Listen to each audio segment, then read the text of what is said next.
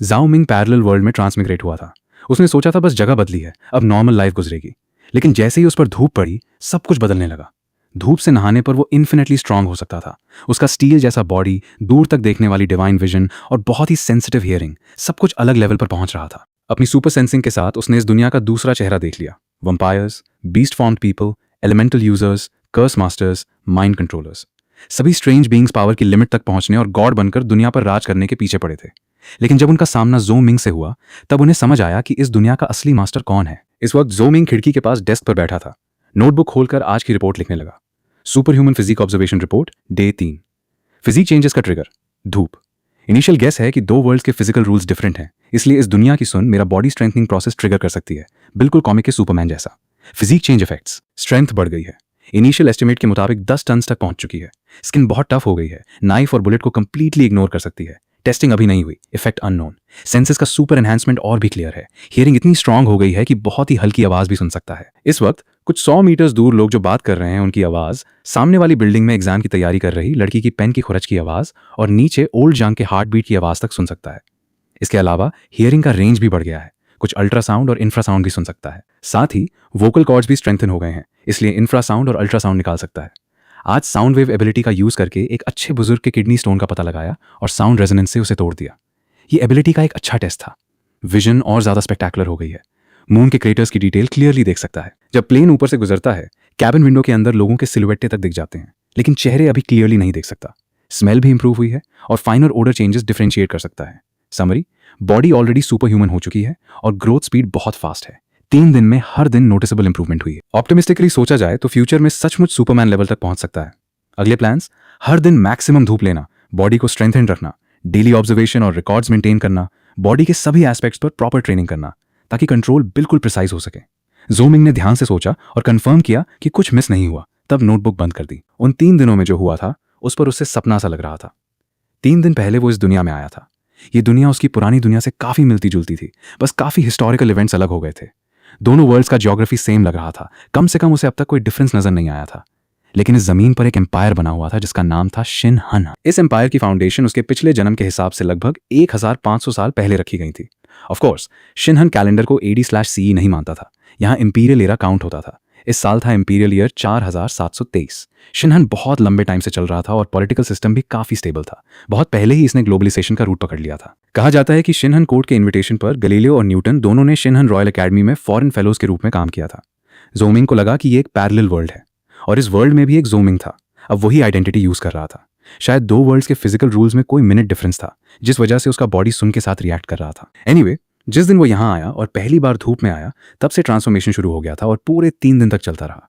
वो अपनी Superman like body को लेकर एक्साइटमेंट में डूबा रहा और स्किल्स टेस्ट और रिकॉर्ड करता रहा। तब जाकर उसका एक्साइटमेंट थोड़ा शांत हुआ।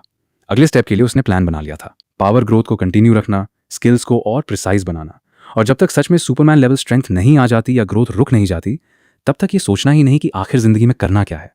तब शायद वो सीधे कह दें, आई डोंट ईट बीफ, या फिर दुनिया का रूलर बनकर अपने रैंडम फैंटेसीज पर एक्सपेरिमेंट्स करें, या बस दुनिया से अलग एक जेन्युइन फ्री पर्सन बन के रहे। सब उसकी मर्जी पर डिपेंड करेगा। रात भी काफी हो चुकी थी। ज़ो मिंग अभी भी खिड़की के पास आराम से बैठकर बाहर देख रहा था। अभी उसकी एनर्जी बहुत अच्छी थी। रात में सोना भी जरूरी नहीं था। उसे रात के वक्त खुद को ब्लैंक मोड में रखना पसंद था, ताकि दिमाग में आने वाले सारे ख्याल बाहर आ सकें और साथ ही इस दुनिया को ऑब्जर्व कर सके। बॉडी सुपर ह्यूमन होने के बाद ही उसने नोटिस किया था कि इस दुनिया में कितने सारे लोग कहानी रखते हैं। नीचे और जंग बहुत कंजूस और छोटे मोटे फायदे उठाने वाला लगता था, लेकिन असल में चुपके से कुछ गरीब स्टूडेंट्स की पढ़ी लिखी और जिंदगी का खर्चा उठाता था। सामने वाले यूनिट की वांग आंटी का एक डॉक्टर बेटा था। मोहल्ला उससे बहुत इज्जत देता था और वो सबके सामने अपने बेटे का दिखावा भी करती थी, लेकिन असल में उसका बेटा बड़े गैम्बलिंग डेट्स में डूबा था और अक्सर उससे पैसा मांगता था। वांग आंटी रात भर सो नहीं पाती थी, अकेली आहें भरती रहती थी। एक और एग्जाम्पल था उसके सामने वाली पड़ोसान, एक सोशली एंग्शियस लड़की जो दिन में सबसे दूर रहती थी, लेकिन हर रात देर से निकलती और सुबह होने से पहले लौट आती थी। उसके बदन से खून की स्मेल आती थी। ज़ो मिंग ने हियरिंग को फिल्टर करने की कोशिश की, लेकिन सब तरह की गॉसिप बिना चाहे उसके कान में आ जाती थी। वो जैसे दुनिया से अलग खड़ी एक ऑब्जर्वर थी। लोगों के पब्लिक या सीक्रेट, दिखने लायक या ना दिखने लायक राज उसके कानों से बच नहीं सकते थे। उसने एक कहावत सोची, ऊपर 3 फीट पर कोई डिवाइन बीइंग होता है। उसका भी उससे कुछ ऐसा ही रिलेशन लग रहा था। वो इस स्टेट को काफी इंजॉय कर रहा था। अब रात के 3:30 बज चुके थे। भले ही उससे जरा भी नींद नहीं आ रही थी, फिर भी उसने खुद को सोने के लिए फोर्स करना चाहा। रात में वो अक्सर बहुत ज्यादा अलर्ट हो जाता था, थोड़ा सा डिटैच्ड भी। ऐसी इनविंसिबल एबिलिटी अभी अभी मिली थी। वो लाइफ का अच्छे से मजा लेना चाहता था, कोई अनवर्ल्डली एक्सपर्ट नहीं बनना चाहता था। ज़ाओ मिंग बेड के पास गया ही था कि अचानक उसने बहुत तेज ब्लड स्मेल नोटिस की। दूर वाली लड़की वापस आ गई थी। जब उसने पहली बार लड़की की अनयूजुअल कंडीशन नोटिस की थी तब क्यूरियोसिटी भी हुई थी और उसके बैकग्राउंड को एक्सप्लोर करना भी चाहा था, लेकिन जल्दी ही उसने खुद को रोक लिया। वो लड़की नॉर्मल नहीं लगती थी, उसकी डिटेल्स जानने से मुश्किल जरूर आ सकती थी। अब ज़ाओ मिंग को सबसे ज्यादा परेशानी ही पसंद नहीं थी, लेकिन आज लड़की की कंडीशन बहुत खराब लग रही थी। उसके बदन से ब्लड की स्मेल पहले से काफी ज्यादा तेज थी और उसकी चल बहुत कमजोर लग रही थी, जैसे कभी भी गिर पड़ेगी। जब वो मुश्किल से 3rd फ्लोर तक चढ़कर आई तब लग रहा था कि उसकी सारी ताकत खत्म हो चुकी है। दरवाजा खोलने की हिम्मत भी नहीं थी और वो बस दूर के बाहर चक्कर काटने लगी। आखिर में उसका शरीर एक तरफ झुका और वो ज़ाओ मिंग के घर के दरवाजे की तरफ गिर पड़ी। बैंग। ज़ाओ मिंग चाहता था कि लड़की खुद खड़ी हो जाए और अंदर चली जाए, लेकिन उसने सुना कि उसकी हार्ट बीट बहुत तेज कम हो रही है।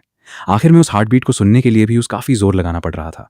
ज़ाओ मिंग का दिल थोड़ा टाइट हुआ। क्या वो किसी प्रॉब्लम सीकिंग प्रोटैगनिस्ट जैसा बन गया था? अभी तो सोचा था कि कोई परेशानी ना ले और परेशानी खुद उसके पास आ गई। सीधा इग्नोर कर दे। अभी 3:30 बजे थे, उसने तो कहा था वो सो ही रहा था। ये लॉजिक भी तो ठीक लगता है, लेकिन आखिर एक जिंदा इंसान थी। अगर वो उसकी दूर पर मर गई तो उसका दिल कैसे चैन से रह सकता था? ऊपर से अगर पुलिस आई तो उससे भी पूछताछ होगी, और अगर कोई एक्सपीरियंस्ड शार्प आइड ओल्ड डिटेक्टिव उसकी अबनॉर्मैलिटी पकड़ ले तो और मुश्किल हो जाएगी। ज़ाओ मिंग ने अपने लिए रीजन ढूंढ लिया। वो तुरंत फैसला करके दरवाजा खोलकर अंदर गया। लड़की का आधा शरीर सीधा उसके घर के अंदर गिर पड़ा। अंदर अंधेरा था, लेकिन ज़ाओ मिंग फिर भी लड़की का चेहरा क्लियरली देख सकता था। लगभग 20 साल की क्यूट लड़की, short hair, black extremely short skirt और ब्लैक टी शर्ट पहने हुई थी। लड़की के एब्डोमेन पर एक भयानक वूंड था जो खून से भर रहा था। घाव किसी जंगली जानवर के क्लॉज से लगा हुआ लग रहा था, बहुत ज्यादा एग्जैजरेटेड। क्या उसने शहर की स्टील कंक्रीट जंगल में टाइगर का सामना कर लिया था? ज़ाओ मिंग सोचने का वक्त नहीं था। उसने लड़की को घर के अंदर घसीट लिया। किसी और ने देख लिया तो प्रॉब्लम हो जाएगी, पहले उसे चेक करना होगा। अगर बचा सकता है तो अच्छा, वरना सीधा रात के अंधेरे में बॉडी को निकाल कर हाइड कर देना बेहतर होगा, ताकि अपने लिए ट्रबल ना हो। वैसे भी अब उसके लिए यह काम बहुत आसान था। रुको, मेरे दिमाग में इतनी ट्विस्टेड सोच कहां से आई? ज़ाओ मिंग ने कंफ्यूजन में सर हिला दिया। उसने हियरिंग को एक्सट्रीम लिमिट तक यूज किया और लड़की के बॉडी के हालत देखे। उसने पाया कि उसका हार्ट वीकली धड़क रहा था और कभी भी रुक सकता था। अब एम्बुलेंस बुलाना बहुत देर हो चुकी थी। जब तक एम्बुलेंस आएगी लड़की की लाश ठंडी पड़ चुकी होगी। क्या सीपीआर करना चाहिए? ज़ाओ मिंग डॉक्टर नहीं था और उस वक्त प्रोफेशनल डिसीजन भी नहीं ले सकता था, तो उसने सिंपल और डायरेक्ट तरीका सोचा। अगर हार्ट वीक है तो हार्ट की बीटिंग को स्टिमुलेट कर दो। ह्यूमन बॉडी के इंटरनल ऑर्गन्स हमेशा एक रिदम में वाइब्रेट करते हैं। इस वाइब्रेशन से सेकेंडरी वेव्स बनती हैं। अगर बाहर से सेम फ्रीक्वेंसी की सेकेंडरी वेव दी जाए तो ऑर्गन रेजोनेंस कर सकता है। ऐसा रेजोनेंस आमतौर पर नुकसान देता है और बहुत बुरा हो तो इंटरनल ऑर्गन्स को फाड़ भी सकता है। लेकिन अब लड़की का हार्ट स्लो था। रेजोनेंस के थ्रू उसकी हार्ट बीट को रिकवर करना शायद पॉसिबल हो। अगर ये फेल हुआ तो उसकी किस्मत खराब समझ लो। वैसे भी एम्बुलेंस का रिजल्ट भी वही होता। अब तो डेड हॉर्स को मेडिसिन की तरह ट्रीट करना ही पड़ेगा। ज़ाओ मिंग एक्शन हीरो था। जैसे ही आइडिया आया तुरंत ट्राई कर दिया। उसने अपने कानों से लड़की के हार्ट की इंफ्रासाउंड वेव सुनी और वोकल कॉर्ड से सेम फ्रीक्वेंसी की वेव जनरेट की। दोनों वेव्स में रेजोनेंस हुआ और लड़की का हार्ट जैसे जिंदा हो गया। हार्ट बीट ज्यादा पावरफुल हो गई। ज़ाओ मिंग ने नोटिस किया कि लड़की में एक्स्ट्रॉर्डनरी विटैलिटी है। हार्ट एक्टिवेट होते ही उसकी हार्ट बीट और स्ट्रांग होती गई और बॉडी की रिकवरी एबिलिटी भी वापस आने लगी। उसके एब्डोमेन का टेरिफाइंग वूंड आंखों के सामने ही ठीक होने लगा। ज़ाओ मिंग का दिल धमका। ये लड़की उसने सोचा उससे भी ज्यादा अबनॉर्मल लगती है और ये वर्ल्ड भी उसकी पिछली दुनिया से काफी ज्यादा कॉम्प्लेक्स हो सकती है। या फिर शायद पिछली दुनिया में उसकी लेवल ही बहुत लो थी, इसलिए वो हायर वर्ल्ड टच ही नहीं कर पाया। खैर, अब वो आराम से सांस ले सकता था। ये लड़की मरने वाली नहीं थी और उससे ट्रबल भी नहीं मिलेगी। अचानक लड़की ने आंखें खोल दी और फिर पलट कर हाथ पैर के बल खड़ी हो गई। वो बिल्कुल बिल्ली की तरह अलर्ट होकर आसपास देखने लगी। ज़ाओ मिंग को देखकर उसने पहचान लिया कि ये पड़ोसी है और पूछा, मैं यहाँ कैसे? गलत मत समझना, तुम गेट पर बेहोश हो गई थी, मैं तुम्हें अंदर ले आया और फर्स्ट एड की। लगता है अब ठीक हो। लड़की ने इंस्टिंक्टिवली अपना एब्डोमेन छुआ। वूंड गायब हो चुका था। अभी उसकी इंजरी इतनी सीरियस थी कि बॉडी की रिकवरी फेल हो गई थी, लेकिन अब घाव सच में हील हो गया था। मतलब सामने वाले ने जो कहा था वो सच था, तो वो उसकी जान बचाने वाला था। लड़की ने जमीन से जंप किया और घुटनों तक झुककर एक गहरा 90 डिग्री बो दिया। थैंक यू, मैं जरूर रीपेमेंट करूंगी। ज़ाओ मिंग बोला, इतना फॉर्मल मत बनो। लड़की कुछ देर तक इंतजार करती रही। जब ज़ाओ मिंग ने और कुछ नहीं बोला तो धीरे से पूछा, क्या अब मैं लौट सकती हूं? ये लड़की काफी पोलाइट थी। ज़ाओ मिंग हंसना रोक नहीं पाया। मेरा घर है, किसी को रोक कर रखने की आदत तो होती नहीं। लड़की ने 3 सेकंड्स लिए कंफर्म करने में कि ये उससे जाने की परमिशन थी। फिर उसने और जोर से बो किया और तेजी से बाहर भाग गई। जल्दी से अपने घर का दरवाजा खोला। अंदर घुसने ही वाली थी कि उसे याद आया कि उसने रेस्क्यू हीरो का दरवाजा बंद करना भूल गई थी। तो वो वापस आई, शर्मिंदगी से ज़ाओ मिंग को स्माइल किया, दरवाजा बंद किया और फिर गायब हो गई। ज़ाओ मिंग ने उसके स्टाइल को देखकर सोचा, ये बंदे में बहुत सीक्रेट्स हैं, लेकिन शायद वाकई काफी सीधा साधा है। उससे लगा कि इस वर्ल्ड में और भी बहुत से सीक्रेट्स हैं जो उसकी एक्सपेक्टेशंस से बाहर थे। उसमें एक हल्की सी क्राइसिस फीलिंग भी आई और एक सटल एक्साइटमेंट भी। उसे पहले लगा था कि वो यूनिक है, अब लग रहा था कि दुनिया उसके ख्याल से काफी इंटरेस्टिंग है। कितने ऐसे लोग होंगे और उनकी पावर्स उसकी सुपर ह्यूमन बॉडी के मुकाबले में कैसे होंगी। अगस्त की गर्मी में सुबह 6 बजे ही सूरज निकल आता था। ज़ो मिंग को लगा वो एक ओल्ड फार्मर है, धूप ही उसका फार्मलैंड थी। अगर वो हर पल को धूप में ना बदले तो उसे लगता जैसे उसने हजारों करोड़ का नुकसान कर दिया। वो 6 बजे उठ गया, 15 मिनट में फ्रेश हुआ और फिर दरवाजा खोलकर बाहर निकल गया।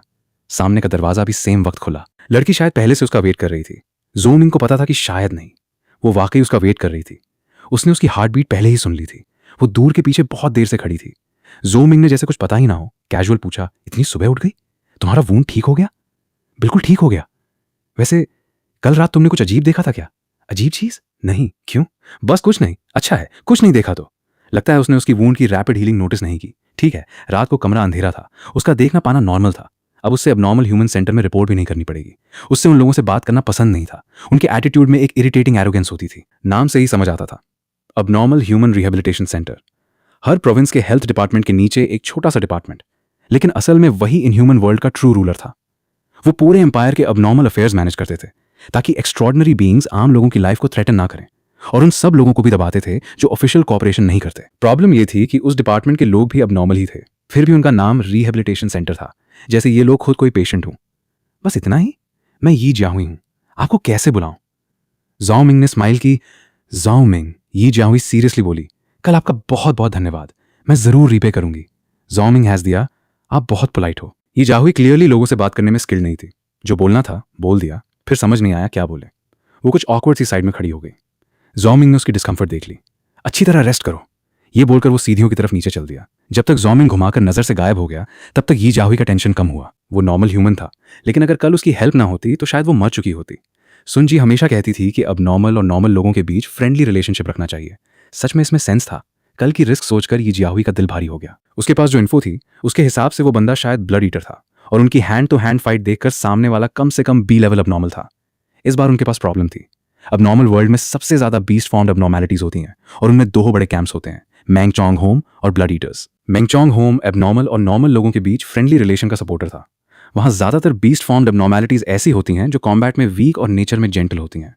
ब्लड ईटर्स ज्यादातर लायन, टाइगर, बेयर जैसी प्रेडेटर अबनॉर्मैलिटीज होती हैं। वो नॉर्मल लोगों को घटिया समझते थे। ब्लड ईटर्स मैंगचोंग होम को अबनॉर्मल लोगों के ट्रेटर्स और लो ब्लड्स कम समझकर इस दुनिया से मिटा देना चाहते थे।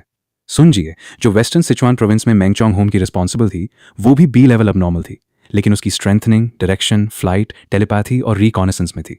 अगर कॉम्बैट की बात आए तो कल वाले गाय से उसका कंपैरिजन काफी कमजोर था। अगर वो मैंगचोंग होम के चेंगडू ब्रांच को ढूंढ लेता तो अंजाम बहुत खराब होता। ये कैसे संभाले? इसी बीच ज़ू मिंग बिल्डिंग से बाहर आया। धूप उसके बदन पर पड़ी और उसने फिर वही महसूस किया। उसके सब सेल्स भूखे पैन से एनर्जी अब्सॉर्ब कर रहे थे। वो खुश होकर हल्की सी निकाला। सच ये था कि ज़ो मिंग अपनी बॉडी के पावर सोर्स को समझने में हमेशा इंटरेस्टेड रहा था। ये जरूरी नहीं था कि बॉडी सन लाइट स्टोर कर रही हो। अगर सिर्फ सन लाइट अब्सॉर्ब होती तो उसके इतने छोटे सर्फेस एरिया से इतनी पावर आना पॉसिबल नहीं था। उसका केस ज्यादा लाइकली ऐसा था कि सनलाइट ने उसके बॉडी म्यूटेशन को ट्रिगर किया, बस एनर्जी सोर्स अलग था। एक्चुअल सोर्स क्या था ये जाने के लिए उससे और स्ट्रांग होना पड़ेगा। ज़ो मिंग एक बिना काम के घूमता हुआ सिटी यूथ बनकर चेंगडू की सड़कों पर इधर उधर घूमता रहा। एक तरफ धूप में भीगता, दूसरी तरफ गेम की तरह अपनी एबिलिटी ट्रेनिंग करता। कभी वो मसल्स की हर हल्की सी मूवमेंट फील करता, कभी हियरिंग को कंट्रोल करके सराउंडिंग साउंड्स को अलग चैनल्स में बांट देता और फोकस को किसी एक चैनल पर लाकर बाकी सबको नल कर देता। कभी वो खुद अल्ट्रासाउंड निकालता और उससे वॉल्स के पार की ऑब्जेक्ट्स की शेप रिसीव करता। तब वो अपनी स्मेल इन्फॉर्मेशन को कंबाइन करके दीवार के पीछे की चीजों को रिकंस्ट्रक्ट कर लेता। भले ही अभी उसके पास एक्सरे एबिलिटी नहीं थी, फिर भी अपनी हियरिंग और स्मेल के साथ वो किसी हद तक दीवार के पार देख सकता था। उसकी कॉन्शियसनेस में पूरी दुनिया ट्रांसपेरेंट लगने लगी थी। वो आंखें बंद करके भी भीड़ में चल सकता था। अल्ट्रासाउंड लोगों की बॉडी कर्व्स को परफेक्टली आउटलाइन करता था। सिर्फ बॉडी कर्व्स ही नहीं, बल्कि उनके अंदर के ऑर्गन्स और बोन्स तक। उसकी स्ट्रॉन्ग सेंसिंग ने पूरी दुनिया को ऐसे छेड़ दिया जैसे अंदर का सब कुछ बाहर आ गया हो। दीवार के पार की सब चीजें भी रिकंस्ट्रक्ट कर सकता था। अभी तक उसने ट्रांसपेरेंसी टाइप विजन स्ट्रेंथन नहीं की थी, लेकिन अपनी हियरिंग और स्मेल की वजह से वो कुछ हद तक सराउंडिंग वर्ल्ड को ट्रांसपेरेंट महसूस कर लेता था। उसकी कॉन्शियसनेस में दुनिया काफी हद तक सी थ्रू हो गई थी। वो आंखें बंद करके लोगों के बीच से निकाल रहा था। अल्ट्रासाउंड लोगों की बॉडी की आउटलाइन को बहुत एक्यूरेटली ड्रॉ करता था, सिर्फ उनका आउटर शेप नहीं, बल्कि अंदर के ऑर्गन्स और बोन्स तक। उसके लिए दुनिया किसी खुले हुआ सीन की तरह थी, जिसके अंदर के सब डिटेल्स सामने आ गए थे। चेंगहुआ नॉर्थ रोड पॉली बिल्डिंग के रूफटॉप पर टियान ब्याओ और हूं किंगिंग खड़े थे और नीचे सड़क पर चलने वालों को देख रहे थे। टियान ब्याओ लगभग 30 साल का आदमी था, जिसके ब्राउ में एक ठंडी, बहुत ही क्रूअल टाइप की औरत थी। हूं किंगिंग 20 के आसपास की एक औरत थी। वो बहुत ही एक्सट्रीम ब्यूटी तो नहीं थी, लेकिन उसमें अलग ही तरह का चर्म था। टियान ब्याओ ने थोड़ी देर लोगों को देखा और फिर स्ट्रेच करके बोला, बोरिंग है, जाओ किसी को पकड़ के लाओ और मजा लेते हैं। किंग किंग चौंक गई। तुम पागल हो? दिन के उजाले में? अगर सेंटर वालों को पता चल गया तो? कल जो लिटिल कैट था वो हमारे पास तक आ ही गया था, टियान ब्याओ ने बिना टेंशन के बोला। मैंने उसका पेट फाड़ दिया था, अब तक मर चुका होगा। हम यहाँ काम करने आए हैं और कुछ बड़ा नहीं करेंगे तो इस सिटी के क्लब्स हमें इंपॉर्टेंस क्यों देंगे? मेरा कहना सुनो, जाओ। उसका इरादा था कि कोई बहुत ही बुरा क्राइम करके ब्लड ईटर्स की रेपुटेशन को चेंगडू में फैला दे, ताकि मेंगचोंग होम वाले उनके सामने टीक ना सकें। उससे मेंगचोंग होम का नाम ही घिन आती थी। किंग किंग का मूड खराब था। टियान ब्याओ बहुत क्रूअल था और ह्यूमन बीइंग्स को टॉर्चर करके मारना पसंद करता था, लेकिन उसकी ऐसी कोई हॉबी नहीं थी। ऊपर से दिन में ऐसा क्राइम करना अब नॉर्मल सेंटर की नज़र में आ सकता था और फिर एक और बैटल होती, लेकिन टियान ब्याओ के ऑर्डर के खिलाफ जाने की उसमें कैपेसिटी नहीं थी। अब नॉर्मल होने के बावजूद उसकी एबिलिटी ऑर्डिनरी ह्यूमन से कुछ ज़्यादा नहीं थी, बस थोड़ी बहुत सिडक्टिव एबिलिटी थी। अगर ब्लड ईटर्स की प्रोटेक्शन ना होती तो उससे बहुत पहले ही किसी वियर्ड फेटिश वाले लोगों ने पकड़कर स्लेव बना लिया होता। टियान ब्याओ ब्लड ईटर्स की तरफ से चेंगडू का स्काउट था, उसे उसके ऑर्डर्स फॉलो करने ही थे। मजबूरी में किंग किंग बेसमेंट रूफटॉप से नीचे सड़क पर आ गई, भीड़ में किसी सूटेबल टारगेट को ढूंढने लगी। अचानक उसकी आंख चमक उठी। सामने वाली स्ट्रीट पर एक यंग आदमी आंखें बंद करके चल रहा था। क्या ये ब्लाइंड है? ये तो बहुत अच्छा टारगेट है। किंग किंग तुरंत उसकी तरफ चल पड़ी। जू मिंग शाम तक घूमता रहा। पॉली बिल्डिंग के पास से गुजरते हुए उससे एक अचानक याद आया, उसने बैंक कार्ड बनवाने का सोचा था। अभी भी वो इस वर्ल्ड के अपने ओरिजिनल बैंक कार्ड का यूज कर रहा था, लेकिन पासवर्ड उससे नहीं पता था। फिलहाल फेस स्कैन से पेमेंट हो रही थी, लेकिन ये लॉन्ग टर्म में प्रॉब्लम बन सकता था, इसलिए उसने अपना खुद का कार्ड बनवाने का सोचा। उसके अकाउंट में पैसा भी ज्यादा नहीं था। इस वर्ल्ड का ओरिजिनल जू मिंग एक वियर्ड मिस्टिकल कंटेंट बनाने वाला व्लॉगर था। कुछ सालों में उसके 1 लाख के आसपास फैंस बन गए थे और जब तक वो यहाँ आया अकाउंट में 70-80 हज़ार युआन जमा थे। सिर्फ खाने पीने के लिए फिलहाल प्रॉब्लम नहीं थी, लेकिन वो कुछ डिवाइसेस खरीदना भी चाहता था, जैसे ऐसी डिवाइस जो प्रिसाइज फ्रीक्वेंसी के साउंड वेव्स निकाल सके ताकि अपनी एबिलिटी को और ट्रेन कर सके। ऐसे में 70-80 हज़ार का बजट काफी टाइट था। क्या उसे पैसे कमाने का कोई तरीका सोचना चाहिए? अभी की एबिलिटी के साथ पैसा कमाना कोई मुश्किल बात नहीं थी, लेकिन लीगल और बिना अटेंशन अट्रैक्ट किए पैसा निकालना थोड़ा डिफिकल्ट था। बहुत मुश्किल है। काश कोई मुझे थोड़ा पैसा ही दे दे, जॉ मिंग ने मन में सोचा। तभी किसी ने उसके पास आकर उसकी आर्म पकड़ ली। आप ब्लाइंड हो क्या? मैं आपको रोड क्रॉस करवा देती हूँ। एक थोड़ी फ्लर्टेशियस सी लड़की की आवाज आई। तो अच्छा, कोई अच्छा इंसान मिल गया। जू मिंग को थोड़ा ऑकवर्ड लगा कि वो खुद को ब्लाइंड नहीं कह सकता था। नॉर्मल इंसान आंखें बंद करके कहाँ चलते हैं? बहुत बॉदरसम था, बहुत ठक्स। अरे कोई बात नहीं, मुसीबत में पड़े लोगों की हेल्प करना ही चाहिए। आप कहाँ जा रहे हो? आजकल ऐसे हेल्प करने वाले लोग कम मिलते हैं। कितनी अच्छी लड़की है, जू मिंग ने कहा। पास की एग्रीकल्चर बैंक। अच्छा, मैं ले चलती हूँ। उसने जू मिंग को रोड क्रॉस कराया और फिर राइट साइड चला गई। जू मिंग के मन में थोड़ा संदेह हुआ। ये बैंक का रास्ता तो नहीं लग रहा, ये तो बैंक की डायरेक्शन नहीं है, है ना? दिखता है लेकिन महसूस किया जा सकता है। किंग किंग ने हंसी में कहा। वहां का रास्ता रिपेयर हो रहा है, हमें थोड़ा घूम कर जाना पड़ेगा। जू मिंग हैज दिया। अच्छा, समझ गया, बहुत शुक्रिया। मैं अकेला होता तो पता नहीं कैसे पहुंचता। अब कंफर्म हो गया कि इस औरत का कुछ और ही मकसद है। ये क्या चाहती है? कोई फ्रॉड डॉक्यूमेंट साइन करवाना या सीधा ऑर्गन्स निकाल कर बेचना? अभी तो उसने इससे काफी अच्छी इंसान समझा था। खैर, जू मिंग ने उसकी बात से सीधा नहीं पकड़ा। वो उसके पीछे चलता रहा, देखना चाहता था कि ये उसे आखिर ले कहाँ जाती है। दोनों और अंदर अंदर चलते गए। आखिर में वो एक अबैंडन फैक्ट्री तक पहुंच गए जो बिजी एरिया से काफी दूर थी। किंग किंग को थोड़ा डर था कि कहीं जू मिंग को कुछ गलत ना लगे और वो रेजिस्टेंस ना करे, लेकिन वो बिना कुछ बोले चुपचाप उसके साथ आ गया। लगता था आज उसकी मौत लिखी थी। ये तो खुद मारने आया था। दोनों फैक्ट्री में घुसे। जू मिंग की अल्ट्रासाउंड ने अंदर का सीन ऑलरेडी क्लियर कर दिया था। रिफ्लेक्टेड सिग्नल ने एक नियरली 2 मीटर टॉल मॉन्स्टर को आउटलाइन किया, जिसके मसल्स गांडे तरीके से उठे हुए थे। क्लॉज निकली हुई थी और दांतों में तेज नोक थी। टियान ब्याओ शैडोज से बाहर आया और बोला, ब्लाइंड आदमी? ये क्या बकवास है? किंग किंग ने खींचकर कहा, ब्लाइंड भी मिल गया तो क्या? नॉर्मल आदमी को पकड़ना इतना आसान थोड़ी होता है। टियान ब्याओ ने उसकी बात मान ली और जू मिंग की यंग बॉडी को देखकर आंखों में एक्साइटेशन चमक उठी। उसे हर बार जब वो अपने क्लॉज से किसी ह्यूमन को टुकड़े टुकड़े करता और उनके ब्लड में तड़पता देखता तो अंदर एक स्ट्रांग थ्रिल उठती। ये बैंक नहीं है, तुम कौन हो? मुझसे क्या चाहते हो? जू मिंग ने पूछा। टियान ब्याओ जल्दी में अटैक नहीं कर रहा था। वो चाहता था कि ह्यूमन अपनी सिचुएशन समझकर डीपेस्ट डिस्पेयर में डूब जाए। यही रियल वर्ल्ड है, उसने कहा। Real world? कौन सा रियल वर्ल्ड? टियान ब्याओ ने अपना क्लॉज जू मिंग के सामने बढ़ाया और उसे छूने को कहा। यही रियल वर्ल्ड है। इस दुनिया में नए ह्यूमंस साइलेंटली इमर्ज हो रहे हैं। हम पुराने ह्यूमंस से ज्यादा पावरफुल हैं। हमारा डेस्टिनी है कि हम पुराने ह्यूमंस को रिप्लेस कर दें और वर्ल्ड के रूलर्स बन जाएं। बिल्कुल वैसे ही जैसे कभी होमो सेपियंस ने होमो इरेक्टस को रिप्लेस किया था। होमो सेपियंस ने सिर्फ कंपटीशन से होमो इरेक्टस को धीरे धीरे खत्म नहीं किया, बल्कि उन्हें सीधा खाना भी बना लिया। इसी तरह उन्होंने दुनिया को बताया कि होमो इरेक्टस उनके बराबर नहीं है, वो सिर्फ उनका फूड है। टियान ब्याओ जितना बोलता गया उतना ही एक्साइटेड होता गया। उसकी आंखें लाल हो गई। नई ह्यूमन स्पीसीज को भी पुरानी स्पीसीज के साथ यही करना चाहिए, ताकि साफ हो जाए कि नए ह्यूमंस पुराने ह्यूमंस से हायर एग्जिस्टेंस हैं, क्योंकि पुराने ह्यूमंस सिर्फ नए ह्यूमंस का फूड हैं। तुम्हारी बहुत बड़ी किस्मत है कि तुम एक नए ह्यूमन के हंटर बन रहे हो। तुम्हारा कुछ हिस्सा बहुत ज्यादा बकबक करते हो क्या? जू मिंग ने उसकी बात काट दी। मुझे बस ये पता है कि तुम कौन हो। अब समझ गया।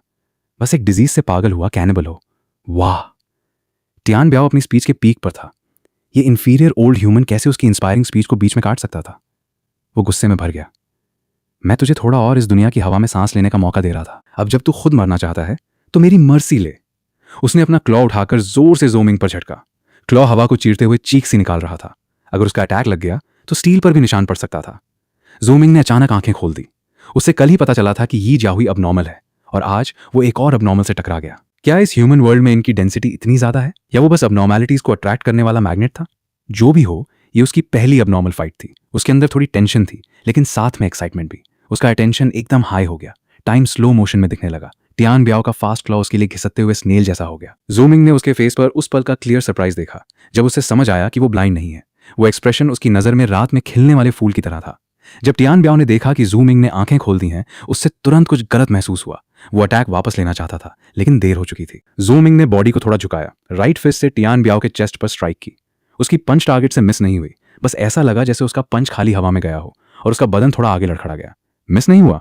ज़ूमिंग का दिल एक पल को ढक से हुआ लेकिन हवा में उड़ते ब्लड मिस ने उससे तुरंत समझा दिया। उसने शायद थोड़ा ज्यादा जोर लगा दिया था। उसकी सडन एक्सप्लोजन जैसी स्ट्रेंथ ने टियान ब्याओ का आधा बदन सीधा फाड़ दिया। ज़ूमिंग थोड़ा हैरान हुआ। 10 टों की स्ट्रेंथ इतना इफेक्ट तो नहीं देनी चाहिए थी ना? ये गाय कम से कम अबनॉर्मल तो है, बॉडी टफनेस भी होनी चाहिए। लगता है उसकी पावर और बढ़ गई थी। ये डैम स्ट्रेंथ इतनी फास्ट क्यों बढ़ रही है? उसने हेल्पलेस होते हुए सर हिलाया और फिर उसने देखा कि ब्लड मिस्ट उसके पास आकर भी उसकी बॉडी से 3-4 सेंटीमीटर पहले एक इनविजिबल मेम्ब्रेन से टकराकर नीचे स्लाइड हो गई और ग्राउंड पर लौट गई। ये क्या है? क्या लेजेंडरी बायोलॉजिकल फील्ड? पहले ये एबिलिटी क्यों नहीं दिखी? ज़ाओमिंग उस मेम्ब्रेन को क्यूरियोसिटी से देख ही रहा था कि उसने साइड में जमीन पर बैठी कांपती हुई हूं किंग को नोटिस किया। प्लीज मुझे मत मारो। ये देखकर हूं किंग का बदन कांप गया। वो अभी तक ट्रॉमा से बाहर नहीं आई थी। उसकी आंखों में वो आदमी जो उसके लिए अनबीटेबल टियान ब्याओ था, एक ही पंच में फाड़ दिया गया था। ये इंसान आखिर कौन है? क्या ये लेवल एक अबनॉर्मल है? शायद लेवल 1 भी इतनी पावर नहीं रखता। कहीं ये लेजेंडरी किंग क्लास अबनॉर्मल तो नहीं? हूं किंग की ताकत बिल्कुल खत्म हो चुकी थी। ज़ूमिंग ने उससे इंटरेस्ट से देखा। ये औरत असल में काफी प्रिटी थी। डेली लाइफ में पक्का काफी पॉपुलर रहती होगी। तुम्हें क्यों बचाऊं? हूं किंग का बदन कांप रहा था। मैं किसी को नुकसान नहीं पहुंचना चाहती। मुझे मजबूर किया गया था। ज़ूमिंग ने सीरियसली सर हिलाया। लेकिन अगर मैं तुम्हें जिंदा छोड़ दिया और तुमने मेरी लोकेशन लीक कर दी तो मुझे ट्रबल होगी और मैं भी मजबूर हूं, इसलिए तुम्हें मारना पड़ेगा। किंग रोने लगी। मैं कसम खाती हूं, मैं किसी को कुछ नहीं बताऊंगी। ज़ाओमिंग ने सोचा, ठीक है, मैं भी ज्यादा वजह से तुम्हें मारना नहीं चाहता। बस इतना पक्का करो कि आज की बात किसी से नहीं कहोगी, फिर जा सकती हो। किंग को इतनी खुशी हुई जैसे लॉटरी लग गई हो। उसे उम्मीद ही नहीं थी कि ये आदमी इतना सिंपल निकलेगा और उसे छोड़ देगा। वैसे वो भी इससे दुश्मनी नहीं चाहती थी, लेकिन टियान ब्याओ मार चुका था। अगर उसने ब्लड ईटर्स के हायर अप्स को रिपोर्ट नहीं किया तो वो खुद भी जिंदा नहीं बचेगी। ये सब मजबूरी थी, कोई और रास्ता नहीं था। बस ये आदमी बहुत सीधा निकला। वो उठकर भाग पड़ी। आगे फैक्ट्री का गेट था और गेट के बाहर चमकता हुआ सनशाइन था। किंग के चेहरे पर स्माइल आ गई। अचानक उसे एक धमाकेदार बूम सुनाई दिया। एक मैसिव एयर ब्लास्ट ने उसके बॉडी को उठाकर दूर फेंक दिया। वो जमीन पर जोर से गिरी और महसूस किया कि उसका बदन कमर से 2 हिस्सों में टूट गया है। उसकी लाइफ फोर्स फ्लड की तरह निकाल रही थी। वो स्कैरी आदमी उसके पास आया। भूल गया था, तुमने मुझे झूठ बोलकर यहां बुलाया था। झूठ बोलने वाले पर कैसे भरोसा किया जा सकता है? किंग की हार्ट बीट रुक चुकी थी। तभी ज़ूमिंग फैक्ट्री से बाहर निकला। टियान ब्याओ और किंग ने जगह अच्छी चुनी थी। अब नॉर्मल सेंटर की नजर से बचने के लिए उन्होंने स्पेशली उन एरियाज को अवॉइड किया था जहां कैमरास ज्यादा थे। इससे ज़ूमिंग को काफी आसानी मिल गई। ऊपर से उसकी बायोलॉजिकल फील्ड ने उसके फिंगरप्रिंट्स और स्मेल के ट्रेसेस भी रोक दिए। परफेक्ट। भीड़ वाले एरिया में लौटकर ज़ूमिंग फिर से घूमता रहा और एक नए बायोलॉजिकल फील्ड को समझने की कोशिश करता रहा। लेकिन कितनी भी कोशिश करने पर फील्ड एक्टिवेट नहीं हुआ। उसने पहले वाली स्टेट को याद किया। उस वक्त उसका स्पिरिट एक्सट्रीमली कॉन्सेंट्रेटेड था और मूड टेंस प्लस एक्साइटेड था। क्या फील्ड को एक्टिवेट करने के लिए उसे इसी स्टेट में जाना पड़ेगा? ये स्टेट तो कभी कभी ही मिलती है। इसके लिए अबनॉर्मल थ्रेट होना जरूरी है, लेकिन शायद उससे भी इतना खतरनाक नहीं लगना चाहिए। सब कुछ उसकी इग्नोरेंस की वजह से हुआ था, इसलिए वो ज्यादा टेंस हो गया। ज़ाओमिंग को जल्दी नहीं थी। उसकी स्ट्रेंथ अभी भी तेजी से बढ़ रही थी। शायद कुछ दिन बाद फील्ड नेचुरल कंट्रोल में आ जाए। आज 2 अबनॉर्मल उसके हाथ मारे गए थे। भले ही वो अबनॉर्मल थे, फिर भी ह्यूमन शेप के ही थे। उसे सरप्राइज हुआ कि उसने उन्हें मारने पर ज्यादा गिल्ट फील नहीं किया। शायद उनकी फिलॉसफी ने उसके गिल्ट को काफी काम कर दिया था। आखिर वो न्यू ह्यूमंस कहते हुए ओल्ड ह्यूमंस को फूड मान रहे थे। अगर वो खुद से कई गुना स्ट्रांग ह्यूमन उन्हें एक पंच में मार दे तो उसमें कंप्लेंट की क्या बात है? ज़ाओमिंग ने उनकी फिलॉसफी को एक्सेप्ट नहीं किया था। बस इतना सोचा था कि हर इंसान की एक्सेप्टेड वैल्यूज के हिसाब से उससे ट्रीट करना भी एक अच्छी रूल ऑफ कंडक्ट हो सकती है। लेकिन उसकी अपनी फिलॉसफी क्या थी? ह्यूमन होने के मामले में अब ये दुनिया अब नॉर्मल लोगों वाली थी। उसे उनके साथ ही ज्यादा सिमिलैरिटी महसूस हो रही थी। तो इंसानों के प्रति उसका एटीट्यूड क्या होना चाहिए? उसने ये सवाल अभी सीरियसली सोचा भी नहीं था। अब तक वो ह्यूमन सेंट्रिक था, लेकिन आज के एक्सपीरियंस ने याद दिलाया कि ये रियल इशू है। स्ट्रेंथ बढ़ने के साथ वो ह्यूमन फील भी धीरे धीरे लूज करेगा और ह्यूमंस भी यूज ह्यूमन नहीं मानेंगे। तब वो कैसे खुद को डिफाइन करेगा? जाओ मिंग रुक कर ऊपर सूरज की तरफ देखने लगा। दूसरों के लिए ये धूप काफी ज्यादा थी, लेकिन उससे बस सुकून दे रही थी। जो होगा देखा जाएगा, इतना सोचने की जरूरत क्या है। विनर को ब्लेम नहीं मिलता। स्ट्रॉन्गेस्ट पर्सन को आइडेंटिटी प्रॉब्लम सोचने की भी जरूरत नहीं, बस वो काफी स्ट्रांग हो जाए, फिर वो खुद रेफरेंस पॉइंट बन जाएगा। लोग अपनी पोजीशन उसके हिसाब से सेट करेंगे। ये उसका इशू नहीं है, उसका काम सिर्फ स्ट्रांग होना है। इसी बीच मैंगचोंग होम के ब्रांच ऑफिस में सुन जी यी जियाहुई को दांत रही थी। कल रात तुम्हें तो क्लब वापस आना चाहिए था। अगर अनजाने में कोई बचा नहीं लेता तो तुम मर चुकी होती। लड़की ने गुस्से में ऑलमोस्ट रोर किया। ये बच्ची कभी भी अपनी केयर नहीं करती। उसे पहले ही फोर्स करके क्लब में रहने देना चाहिए था, बाहर इतना अकेले रहने नहीं देना चाहिए था। मुझे डर था कि वो मेरी ट्रेल फॉलो करके क्लब तक आ जाएगा। वो बहुत डेंजरस है, यहां उसे टक्कर लेने वाला कोई नहीं है। सुनजिए, क्या तुमने हेडक्वार्टर्स से हेल्प मांगी? सुनजिए ने भारी मन से सर हिलाया। मांग ली है, लेकिन प्रॉपर एक्सपर्ट कम से कम 1 वीक बाद ही आ पाएगा। इस 1 वीक में हमारी जिंदगी बहुत हार्ड होगी। बाहर रहना बंद करो, क्लब में आ जाओ। ये जियाहुई के चेहरे पर हेजिटेशन आ गया। पर सुनजिए ने बहुत कुछ कहना चाहा, लेकिन इसी वक्त फोन की रिंगटोन बज उठी। नंबर देखकर वो हैरान हुई। ये अबनॉर्मल सेंटर का कॉल था। उसने कॉल उठाया, 2 लाइन सुनी। उसका एक्सप्रेशन और सीरियस होता गया। आखिर में उसने फोन रखा और ये जियाहुई से बोली, मेरे साथ चलो, बड़ा इशू हो गया है। ये जियाहुई कंफ्यूज्ड होकर उसके साथ चल दी। आधे घंटे बाद वो उस अबैंडन फैक्ट्री में पहुंच गए। फैक्ट्री का सीन देखकर दोनों का शरीर कांप गया। फैक्ट्री के एंट्रेंस पर एक औरत फेस डाउन पड़ी थी। उसका शरीर काफी हद तक डैमेज था और डार्क रेड ट्रेसेस बड़ी जगह पर फैल गए थे। फैक्ट्री के अंदर का सीन और भी भयंकर था। खून के निशान हर जगह बिखरे थे। ब्लड पूल के सेंटर में बस 2 टांगें बची हुई थी। साफ था कि उसे बहुत ही ब्रूटल तरीके से मारा गया था। इन दोनों बॉडीज के पास अब नॉर्मल सेंटर के कई इन्वेस्टिगेटर्स एविडेंस कलेक्ट कर रहे थे और 30 के आसपास का एक आदमी जिसके बाल बिखरे हुए थे और चेहरे पर राइट आई से लेफ्ट चीक तक एक टेरिफाइंग स्कार था, उनके इंतजार में खड़ा था। हम लोगों को क्यों बुलाया? सुनजी ने फैमिलियरिटी से पूछा। मेंगचोंग होम ऑफिशियल कैंप के साथ काम करता था और अक्सर ऑफिशियल मैटर्स में हेल्प भी करता था। निंगशांग वेस्टर्न सिचुआन अब नॉर्मल सेंटर का केपेबल पर्सन था और सुनजी उससे काफी वेल जानती थी। निंगशांग ने सीधा जवाब नहीं दिया। उसने जमीन पर पड़ी 2 टांगों की तरफ इशारा किया। उससे पहचानती हो? सुनजी ने एक नजर डाली और हंसी। सिर्फ 2 टांगें बची हैं, इनसे क्या पहचानूं? निंगशांग ने होठ सिकोड़े। अब नॉर्मल जजमेंट सिर्फ आंखों से नहीं होता। ये जियाहुई ने थोड़ा आगे बढ़कर उन टांगों को देखा।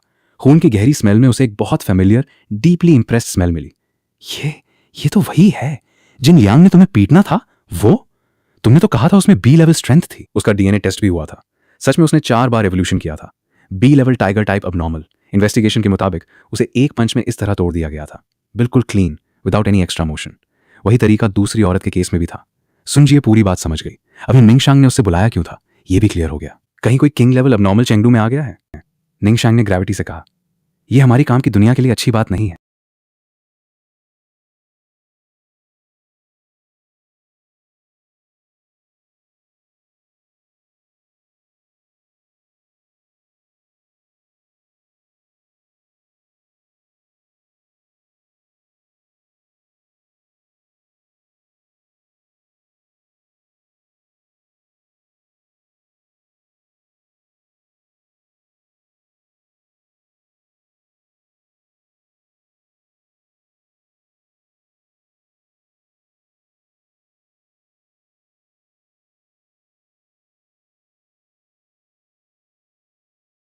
आज से क्लब को क्लोज कर दिया जाए, सबको बाहर निकालने से रोक दिया जाए, या फिर सीधे चेंगडू छोड़कर कुछ दिन बाद वापस आया जाए।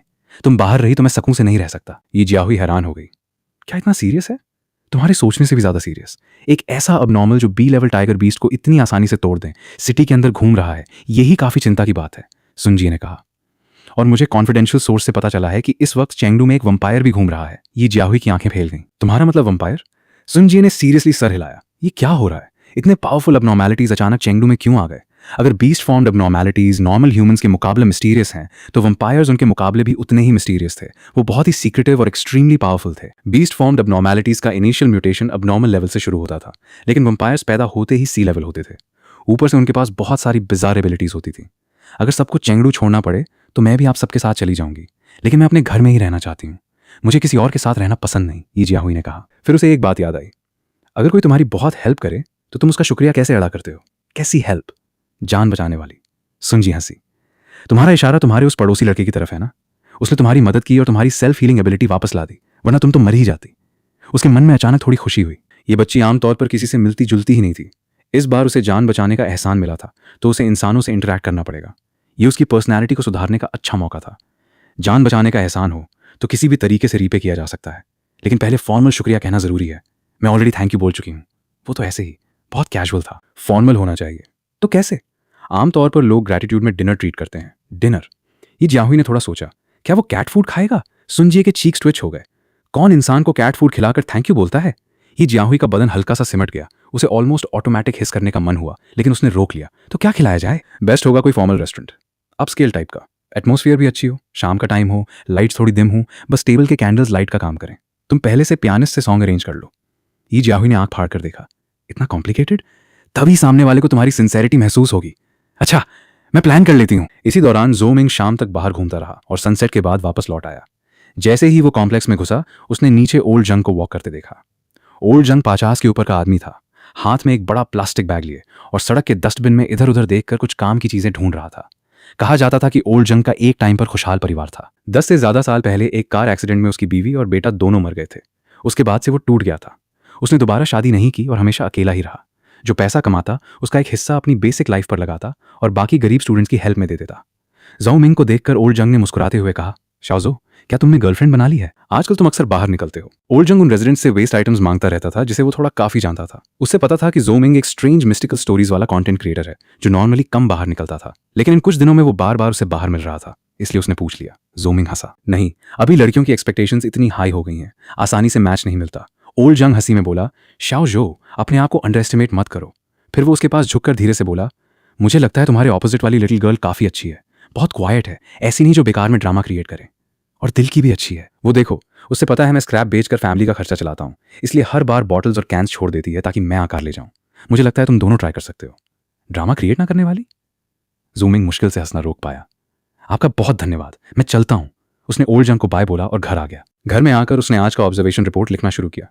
आज के सबसे बड़े चेंजेस में एक बायोलॉजिकल फील्ड था और दूसरा स्ट्रेंथ का बढ़ना।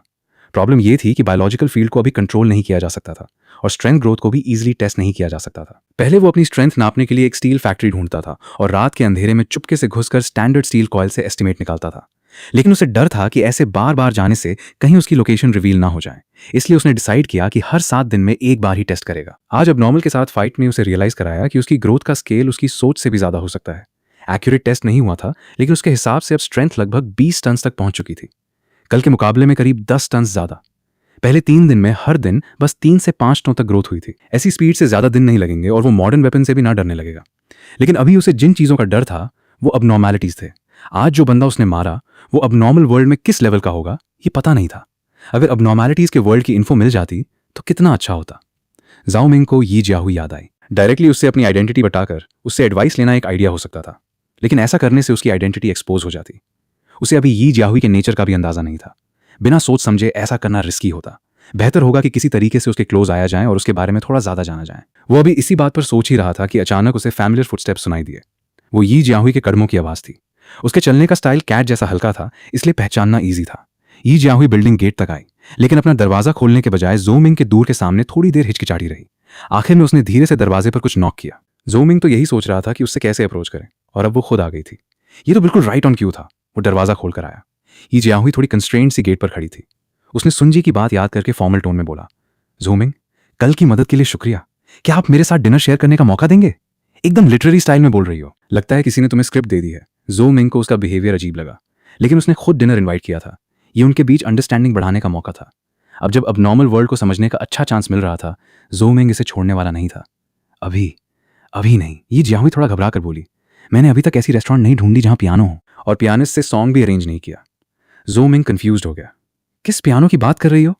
ग्रैटिट्यूड एक्सप्रेस करने के लिए तो हाई एंड रेस्टोरेंट जाना चाहिए ना, जहां पियानो म्यूजिक हो, लाइट्स थोड़ी डिम हो, कैंडल्स हो। ज़ो मिंग उसकी ऑकवर्ड, ऑलमोस्ट क्यूट सी नर्वसनेस देखकर समझ गया कि पक्का किसी ने उसको एडवाइस दी है। रीजन शायद उसकी सोशल एंजाइटी थी। उसे हंसना आ गया। अब उस मिस्टीरियस अबनॉर्मल इंसिडेंट को लेकर उसकी टेंशन कुछ कम हो गई। उसने कहा, कौन इतनी फैंसी जगह खाना खाता है? तुम्हें ऑब्जेक्शन ना हो तो चलो हॉट पॉट खाते हैं, कन्वीनियंट भी है और टेस्टी भी। ये जियाहुई ने रिलीफ की सांस ली।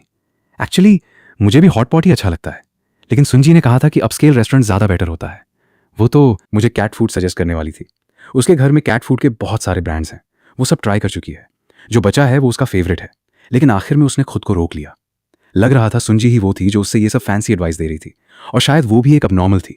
दोनों ने 2 दिन बाद शाम को हॉट पॉट खाने का प्लान फिक्स किया और अलग हो गए। अगली सुबह ज़ो मिंग फिर से इधर उधर घूमता रहा।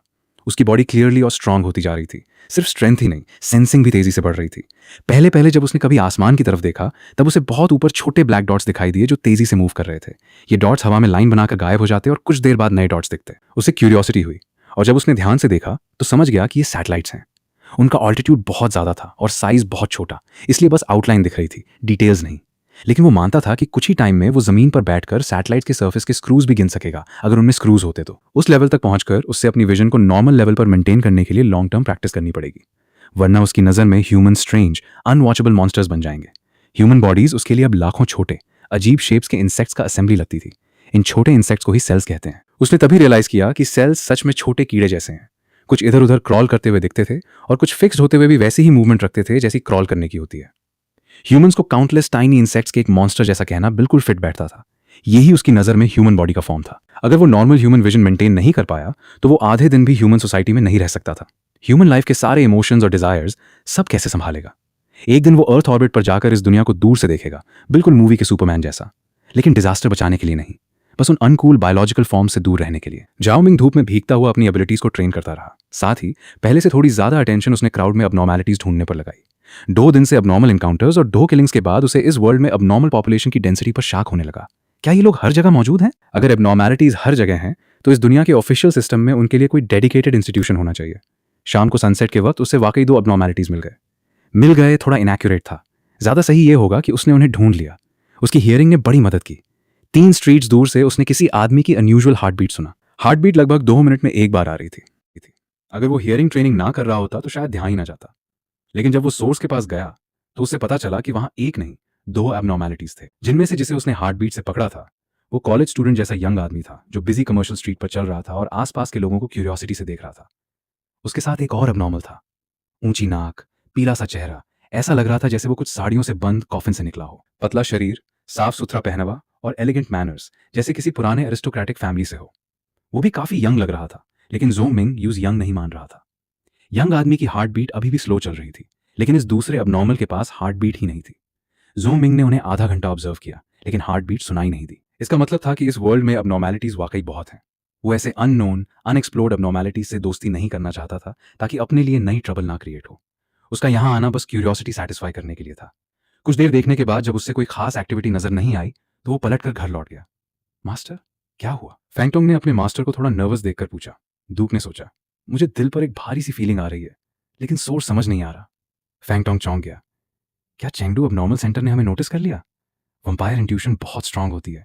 आप तो डार्क शैडो यूजर्स हैं और भी ज्यादा क्लोज टू प्रीकॉग्निशन होते हैं। अगर किसी की नजर आप पर टिकती है तो आपको कुछ ना कुछ महसूस हो जाता है। इसलिए अगर आपको अजीब फीलिंग आ रही है तो क्या पुलिस को अलर्ट हुआ समझा जाए? ड्यूक हैज दिया।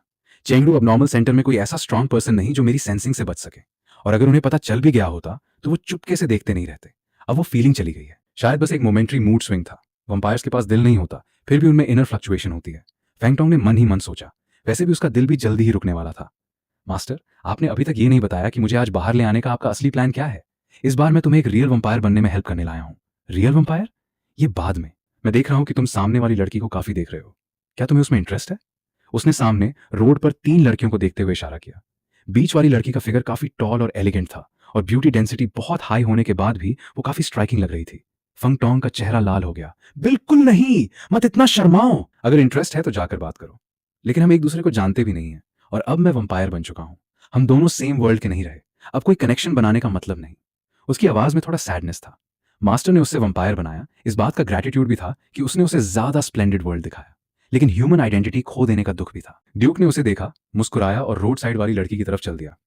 ब्यूटीफुल लेडी, क्या मैं आपसे मिल सकता हूं? उसकी स्माइल और उसका हैंडसम मिस्टीरियस ऑरा लड़की को ऐसे लगा जैसे वो माना ही ना कर पाई। उसने थोड़ा मजबूरी से कहा, मैं और मेरी फ्रेंड्स बिजी हैं। ड्यूक ने उससे रोककर एक ब्लैक कार्ड निकाला और दे दिया। कभी मौका मिले तो कांटेक्ट करना। लड़की खुश होकर कार्ड को लेकर अपने बैग में रख लेती है, फिर शर्मिंदगी भारी स्माइल के साथ अपनी 2 फ्रेंड्स के साथ चली जाती है। ड्यूक ने फंगटोंग को देखकर कहा, जो चाहिए उसके लिए कोशिश करो, कई चीजें इतनी मुश्किल नहीं होती। वो इसलिए क्योंकि आप बहुत हैंडसम हो। मैं होता तो इतना आसान नहीं होता। लेकिन जब फंगटोंग ने देखा कि लड़की ने मास्टर का कार्ड रख लिया है तो उसका दिल जोर से धड़क उठा। क्या वो मास्टर को कॉल करेगी? क्या मास्टर उन्हें मिलवाएंगे? वो मास्टर के साथ रात के बहुत देर तक एक रेजिडेंशियल कॉम्प्लेक्स तक पहुंच गया। क्या आप किसी दोस्त के घर जा रहे हैं? थोड़ी देर में पता चल जाएगा। दोनों एक बिल्डिंग में घुसे और थर्ड फ्लोर की एक दूर तक पहुंचे। फेंगटोंग ने देखा कि मास्टर की शैडो हिले और धीरे से जमीन से ऊपर उठकर इंसानी शेप ले ली। फिर मास्टर शैडो में घुस गया। उसके आसपास का वर्ल्ड डार्क हो गया। ऊपर की लाइट जैसे ब्लैक सैंड की लेयर से ढक गई हो। फेंगटोंग जानता था कि मास्टर ने डार्क शैडो में शिफ्ट किया है। वो उसकी एग्जैक्ट नेचर नहीं जानता था, या शायद किसी को नहीं पता था। ये जैसे रियलिटी पर एक थिन शैडो लेयर होती थी जो वंपायर्स के लिए अलग डोमेन बना देती थी। शैडो डोमेन के बाहर वाले लोग यूज नोटिस नहीं कर सकते थे। अगर अब कोई थर्ड फ्लोर पर आए तो उससे कुछ भी अजीब नजर नहीं आएगा। लाइट नॉर्मल रहेगी, लेकिन उसके पास दो आंखें शैडो डोमेन के अंदर होने वाली चीजों को देख रही होंगी। डार्क शैडो वर्ल्ड में फिजिकल रूल्स डिस्टॉर्ट हो जाते थे। जैसे रियल वर्ल्ड में ये दरवाजा लॉक था, लेकिन शैडो वर्ल्ड में मास्टर बस हल्का सा पुश करता और दरवाजा खुल जाता। शैडो क्यों यूज करते हैं? ये दरवाजा तो आसानी से खुल जाता है, फैंगटोंग ने पूछा। मैं भी तो बस थोड़ा सा फोर्स लगाकर खोल सकता हूँ। याद रखना, ह्यूमन की इनविटेशन के बिना वंपायर उनके घर में एंटर नहीं कर सकता। शैडो का एक फायदा यह है कि तुम बड़ी आसानी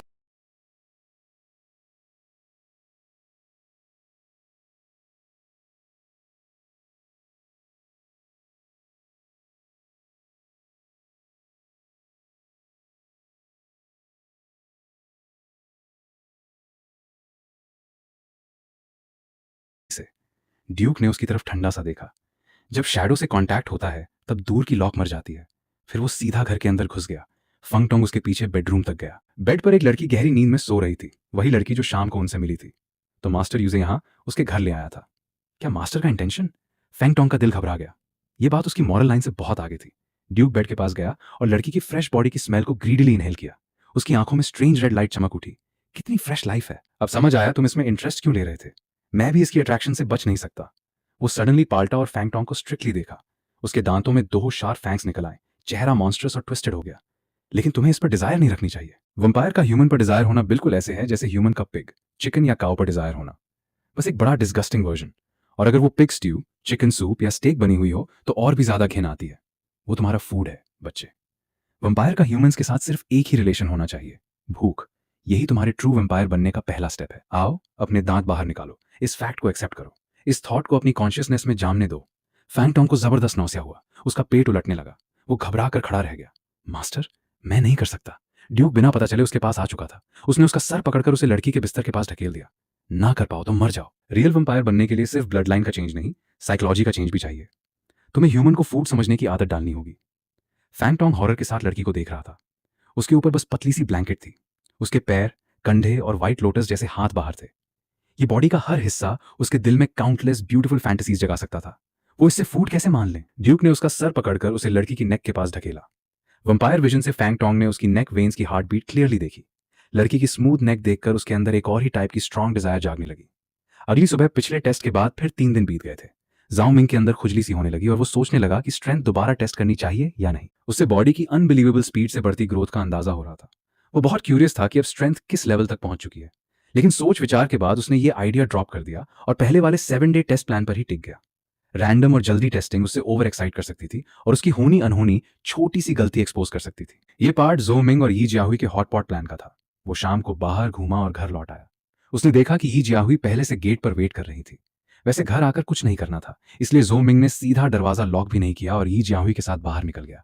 चेंगडू के लोग हॉटपॉट के दीवाने होते हैं। अगर टेस्ट बहुत खराब ना हो तो शाम के वक्त हर हॉटपॉट रेस्टोरेंट के बाहर लॉन्ग क्यू और बेंचेस लगी होती हैं।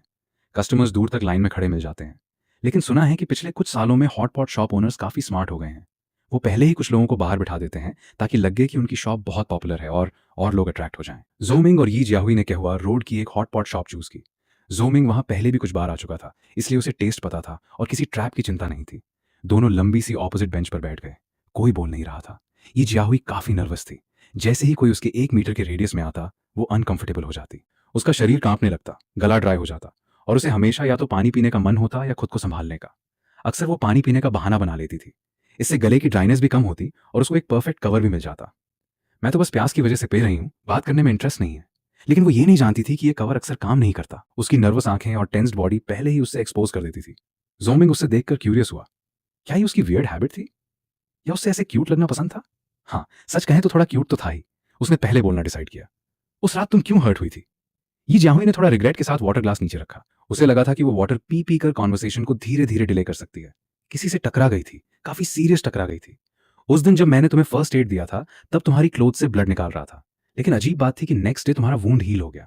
क्या तुम्हारी कोई स्पेशल बॉडी टाइप है? ये जियाहुई तुरंत घबरा गई। कैसी स्पेशल बॉडी, बस सीरियसली दिखता है, एक्चुअली सिर्फ हल्का सा स्क्रैच था, ज्यादा सोचो मत। दुनिया में कोई स्पेशल बॉडी टाइप थोड़ी होती है। उसका जवाब और उसकी ओवर रिएक्शन देखकर ज़ोंग मिंग को समझ आ गया कि ये लड़की शक पर सच ही बोल रही है। वो सीधा अब नॉर्मल वर्ल्ड की बात करने लगा। मैं अर्बन लेजेंड वीडियोस बनाने वाला कंटेंट क्रिएटर हूँ। रिसर्च के दौरान इंटरनेट पर लोगों को अक्सर देखना पड़ता है कि किसी जगह कोई अजीब इंसिडेंट हुआ। वो इतने कॉन्फिडेंटली बोलते हैं जैसे सच ही हो। क्या तुम मानती हो कि इस दुनिया में इंसानों से अलग बीइंग्स या घोस्ट जैसी चीजें होती हैं?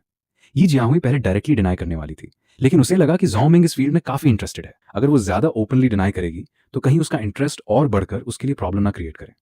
अब नॉर्मल वर्ल्ड, अगर तुम उसकी तरफ अट्रैक्ट हो गए तो वो तुम्हें पकड़ भी सकता है और आखिर में निगल भी सकता है। वो नहीं चाहती थी कि उसका बेनिफैक्टर ऐसी मुसीबत में पड़े। उसने सोचा और कहा, मैं खुद इस बात पर इतना यकीन नहीं रखती, लेकिन अक्सर कहते हैं कि ऐसी बातों में थोड़ी बहुत सच्चाई हो सकती है। हॉन्टेड प्लेसेस या अर्बन लेजेंड वाली जगह पर भले ही घोस्ट ना भी हों, पर ह्यूमंस के लिए डेंजरस चीजें पक्का होती हैं। मेरी राय में ऐसी जगहों से दूर रहना चाहिए। ज़ाओ मिंग ने उसकी सीरियस टोन देखकर सोचा कि वो अब नॉर्मल वर्ल्ड के बारे में ज्यादा नहीं बोलने वाली। अगर बार बार पूछा गया तो वो सस्पिशियस हो जाएगी, इसलिए उसने टॉपिक यहीं बंद कर दिया। आखिर अब दोनों दोस्त थे, शायद आगे और मौके मिलेंगे। बाहर से आवाज आई, हेड चेक हो चुका था, विंडोज और दूर सब लॉक थे, कोई डैमेज नहीं था। दूसरी साइड से एंट्री हुई थी। कंफर्म हुआ कि ये शैडो बेस्ड इंट्रूजन था। अब रेकमेंड करता हूं कि एम्प्रेस सिटी के हेडक्वार्टर से रिक्वेस्ट करके इंस्पेक्शन टीम बुलाई जाए। निंग शैंग ने सीरियसली रिपोर्ट किया। वो एक डेड गर्ल के पास खड़ा था, जिसका स्किन पेपर जैसा व्हाइट था। जिस ऑफिसर को निंग शैंग रिपोर्ट कर रहा था वो वेस्टर्न सिचुआन अब नॉर्मल सेंटर का डायरेक्टर जियान हाओ था। भले ही वो पूरे प्रोविंस का बॉस था, लेकिन उसकी एज बहुत ज्यादा नहीं थी। इस साल अभी 20 से भी कम। वो देखने में हाई स्कूल स्टूडेंट जैसा लगता था। उसकी पीठ पर एक जायंट सोर्ड लटकी थी, इसलिए अगर वो सड़क पर चल रहा हो तो लोग उसे शायद बस एक चुनिप्यू टाइप आदमी समझ लेते। जियान हाओ ने कहा, अब नॉर्मल सेंटर एक रीजन को गार्ड करता है और एक तरफ खड़ा रहता है। अगर हर छोटी चीज पर हेडक्वार्टर से सपोर्ट मांगोगे तो फिर हम कर क्या रहे हैं? निंग शैंग ने सीधा जवाब दिया, हेड, आप हीरो मत बनना। शैडो समन करने वाले वंपायर्स आसान टारगेट नहीं होते। आपकी करंट स्ट्रेंथ उनसे निपटने के लिए बस ठीक ठाक है, लेकिन शैडो से उन्हें बाहर निकालना मुश्किल है। तुम मुझे क्या समझते हो? क्या मैं एक छोटे से वंपायर से रुक जाऊंगा? जियान हाओ ने कहा, मेरा अपना तरीका है। पहले 8 प्रोविंसेस के अब नॉर्मल सेंटर्स से उनके ट्रैकिंग एक्सपर्ट्स उधार लेते हैं। जब उसका लोकेशन पक्का हो जाए तब एक्शन लेंगे। जी। निंगशांग कॉल करने ही वाला था कि अचानक उसका फेस बदल गया। जियान हाओ का भी एक्सप्रेशन सीरियस हो गया। दोनों तुरंत लड़की के घर से बाहर निकालकर स्ट्रीट पर आए। शाम का वक्त था जब स्ट्रीट पर लोग सबसे ज्यादा थे। काम से लौटने वाले लोग आराम से घूम रहे थे। उनके सामने एक बाल सफेद अथॉरिटेटिव सा ओल्ड मैन खड़ा था और उसके पास एक कोना में एक स्लिम फेस्ड मस्टाच्ड क्रीपी लुकिंग आदमी छुपा हुआ था। जियान हाओ ने दोनों को देखा और बोला, गो होंगताओ, ब्लड ईटर्स का अब नॉर्मल सेंटर के वांटेड लिस्ट पर इसके 16 मर्डर केसेस रिकॉर्ड हैं। और तुम हिम्मत करके मेरे सामने आ गए? गो होंगताओ हंसा, क्या तुम मुझे अरेस्ट करोगे? जियान हाओ का नाम सुना है, उसने कंटिन्यू किया, लेकिन अगर तुम मुझे पकड़ने की कोशिश करोगे तो अकेला आदमी काफी नहीं होगा। अगर हम सच में फाइट करें तो इस स्ट्रीट के बहुत से लोग बचेंगे नहीं। ट्राई करके देख लो। सेंटर ने तुम जैसे ब्लड ईटर्स को बहुत ज्यादा टॉलरेट किया हुआ है। क्या तुम सोचते हो सेंटर तुम्हें खत्म नहीं कर सकता? जियान हाओ ने ठंडा सा जवाब दिया, गो होंगटाओ, अपनी ओल्ड मैन ट्रिक्स मेरे सामने मत चलाओ। अगर सेंटर चाहे तो ब्लड ईटर्स को आज ही मिटा सकता है। बड़े बात मत करो। अगर सेंटर इतना ही आसानी से ब्लड ईटर्स को मिटा सकता तो वो आज तक जिंदा ही ना होते। बताओ, ब्लड ईटर्स ने चेंगडू में जो छोटा कुत्ता भेजा था वो किसके हाथ मारा? ये सेंटर का मैटर है, तुम्हें क्या लेना देना? गो होंगटाओ ने कुछ देर जियान हाओ को देखा। लगता है तुम्हें भी नहीं पता। चलो ठीक है। फिर वो मुड़कर चुपचाप आगे बढ़ गया। निंगशांग ने पूछा, उससे यूं ही जाने दिया? जियान हाओ के राइट हैंड की इंडेक्स फिंगर अजीब तरह ट्विच कर रही थी। उससे पीठ पीछे स्वॉर्ड की कॉल महसूस हो रही थी, बैटल की क्रेविंग। हमारी स्ट्रेंथ कम है, इसलिए मल्टीपल फ्रंट्स पर नहीं लड़ सकते। गो होंगटाओ यहाँ ब्लड ईटर्स वाले केस की इन्वेस्टिगेशन के लिए आया है। वो अभी ज्यादा ओवरबोर्ड नहीं जाएगा। पहले इस वंपायर को रिजॉल्व करते हैं, वो ही टॉप प्रायोरिटी है। जियान हाओ का मूड थोड़ा खराब था। अकेला वंपायर या गुओ होंगटाओ, किसी से भी वो नहीं डरता था, लेकिन दोनों एक साथ आ जाएं तो वो थोड़ा प्रेशर महसूस करता था। और ऊपर से सिटी में वो मिस्टीरियस अबनॉर्मल भी था जिसने बी लेवल टाइगर बीस्ट को मार दिया था। ये सब मिलकर उसके लिए काफी हैवी हो रहा था। भले ही वो अपनी पूरी पोटेंशियल से तीनों प्रॉब्लम सॉल्व कर दें, चेंगडू को फिर भी काफी नुकसान होगा। शायद हेडक्वार्टर से हेल्प मांगनी ही पड़े, लेकिन अगर हेल्प मांगी तो कहीं वो उसका मजाक न उड़ा दें। वो हेडक्वार्टर से यहाँ पोस्टेड था और पहले ही काफी एम्बैरस हो चुका था। अगर लोकल मैटर्स भी हैंडल ना कर पाया तो फिर उनके सामने क्या मुंह लेकर जाएगा? अच्छा, मिंगचोंग होम वालों को भी बताओ कि आजकल ज्यादा कॉशियस रहें, जियान हाओ ने कहा। गुओ होंगटाओ चेंगडू आया है, वो उन्हें भी छोड़ने वाला नहीं। गुओ होंगटाओ चेंगडू आ गया। सुनजिए का चेहरा सफेद पड़ गया जब उससे निंगशांग का कॉल मिला। निंगशांग की आवाज हमेशा की तरह काम थी। हाँ, हमने उससे अभी अभी देखा। हेड ने कहा है कि तुम लोग ज्यादा ध्यान रखो। सुनजी ने गुस्सा निकलते हुए कहा, क्या मतलब हम ज्यादा ध्यान रखें? उन्हें पकड़ना तुम्हारा काम नहीं है। हाई लेवल अबनॉर्मल को अरेस्ट करने के लिए बहुत केयरफुल प्लानिंग चाहिए, ये तुम जानती हो। हमारे पास लोग कम हैं और भी जरूरी चीजें डील करनी है, इसलिए उससे थोड़ी देर और शोर मचाने दो, खुद ही संभाल लो। उसने फोन रख दिया। सुनजिए का दिल नीचे गिर गया। अब नॉर्मल सेंटर पर भरोसा नहीं किया जा सकता था। वो लोग अभी वंपायर से निपटने में बिजी थे और ब्लड ईटर्स को प्रायोरिटी लिस्ट में ऊपर नहीं रखेंगे। और उनका गुओ होंगटाओ के सामने कोई चांस नहीं था। ये ब्लड ईटर्स के टॉप 10 फर्स्ट लेवल अबनॉर्मैलिटीज में से एक था और अबनॉर्मल वर्ल्ड में किंग लेवल बीइंग्स टॉप पे होते हैं। उनके नीचे ए लेवल एग्जिस्टेड थे जो भी बहुत बड़े लोग होते थे। सुनजिए खुद बस बी लेवल थी। उसकी स्ट्रेंथनिंग डायरेक्शन कॉम्बैट नहीं थी। गुओ होंगटाओ और उसके बीच का डिफरेंस आसमान और जमीन जैसा था। उसने तुरंत मेंगचोंग होम के चेंगडू क्लब के मेंबर्स को इवैक्यूएट करने का ऑर्डर दिया। फिलहाल चेंगडू छोड़ दो और कुछ दिन के लिए सिटी से बाहर जाओ। फिर उसने यी जियाहुई को फोन किया। कॉल काफी देर बजती रही लेकिन किसी ने उठाया नहीं। सुनजिए का दिल डूब गया। क्या कैट सिटी में थी? कहीं वो गुओ होंगटाओ से तो नहीं टकरा गई? वो और देर नहीं कर सकती थी। उसने तुरंत बॉडी शेक की। उसकी स्किन ड्रामेटिक तरीके से डिफॉर्म हुई और उसकी बैक पर 2 ह्यूज विंग्स निकल आए। सुनजी ने विंग्स फ्लैप करके आसमान में उड़ान भरी। ठीक है, तुम्हारा फोन तो जाओ मिंग और यी जियाहुई घर लौट रहे थे। अभी यी जियाहुई का फोन हॉटपॉट में गिर गया था और ब्लैक स्क्रीन हो गया था। अभी तक रिकवर नहीं हुआ था। सच तो यह था कि अबनॉर्मल होने के बावजूद रिएक्शन स्पीड अच्छी होनी चाहिए थी। फिर फोन गिरने नहीं देना चाहिए था। क्या वो जानबूझकर ऐसा कर रही थी? यी जियाहुई ने मन ही मन अपने आप को दांता। उसे लगा कि वो दिन बी दिन और बेवकूफ होती जा रही है। सुन जिये ने कॉल की थी और वो डर गई थी कि कहीं कॉल में अबनॉर्मल सीक्रेट ना बोल दें और ज़ूमिंग को शक हो जाए।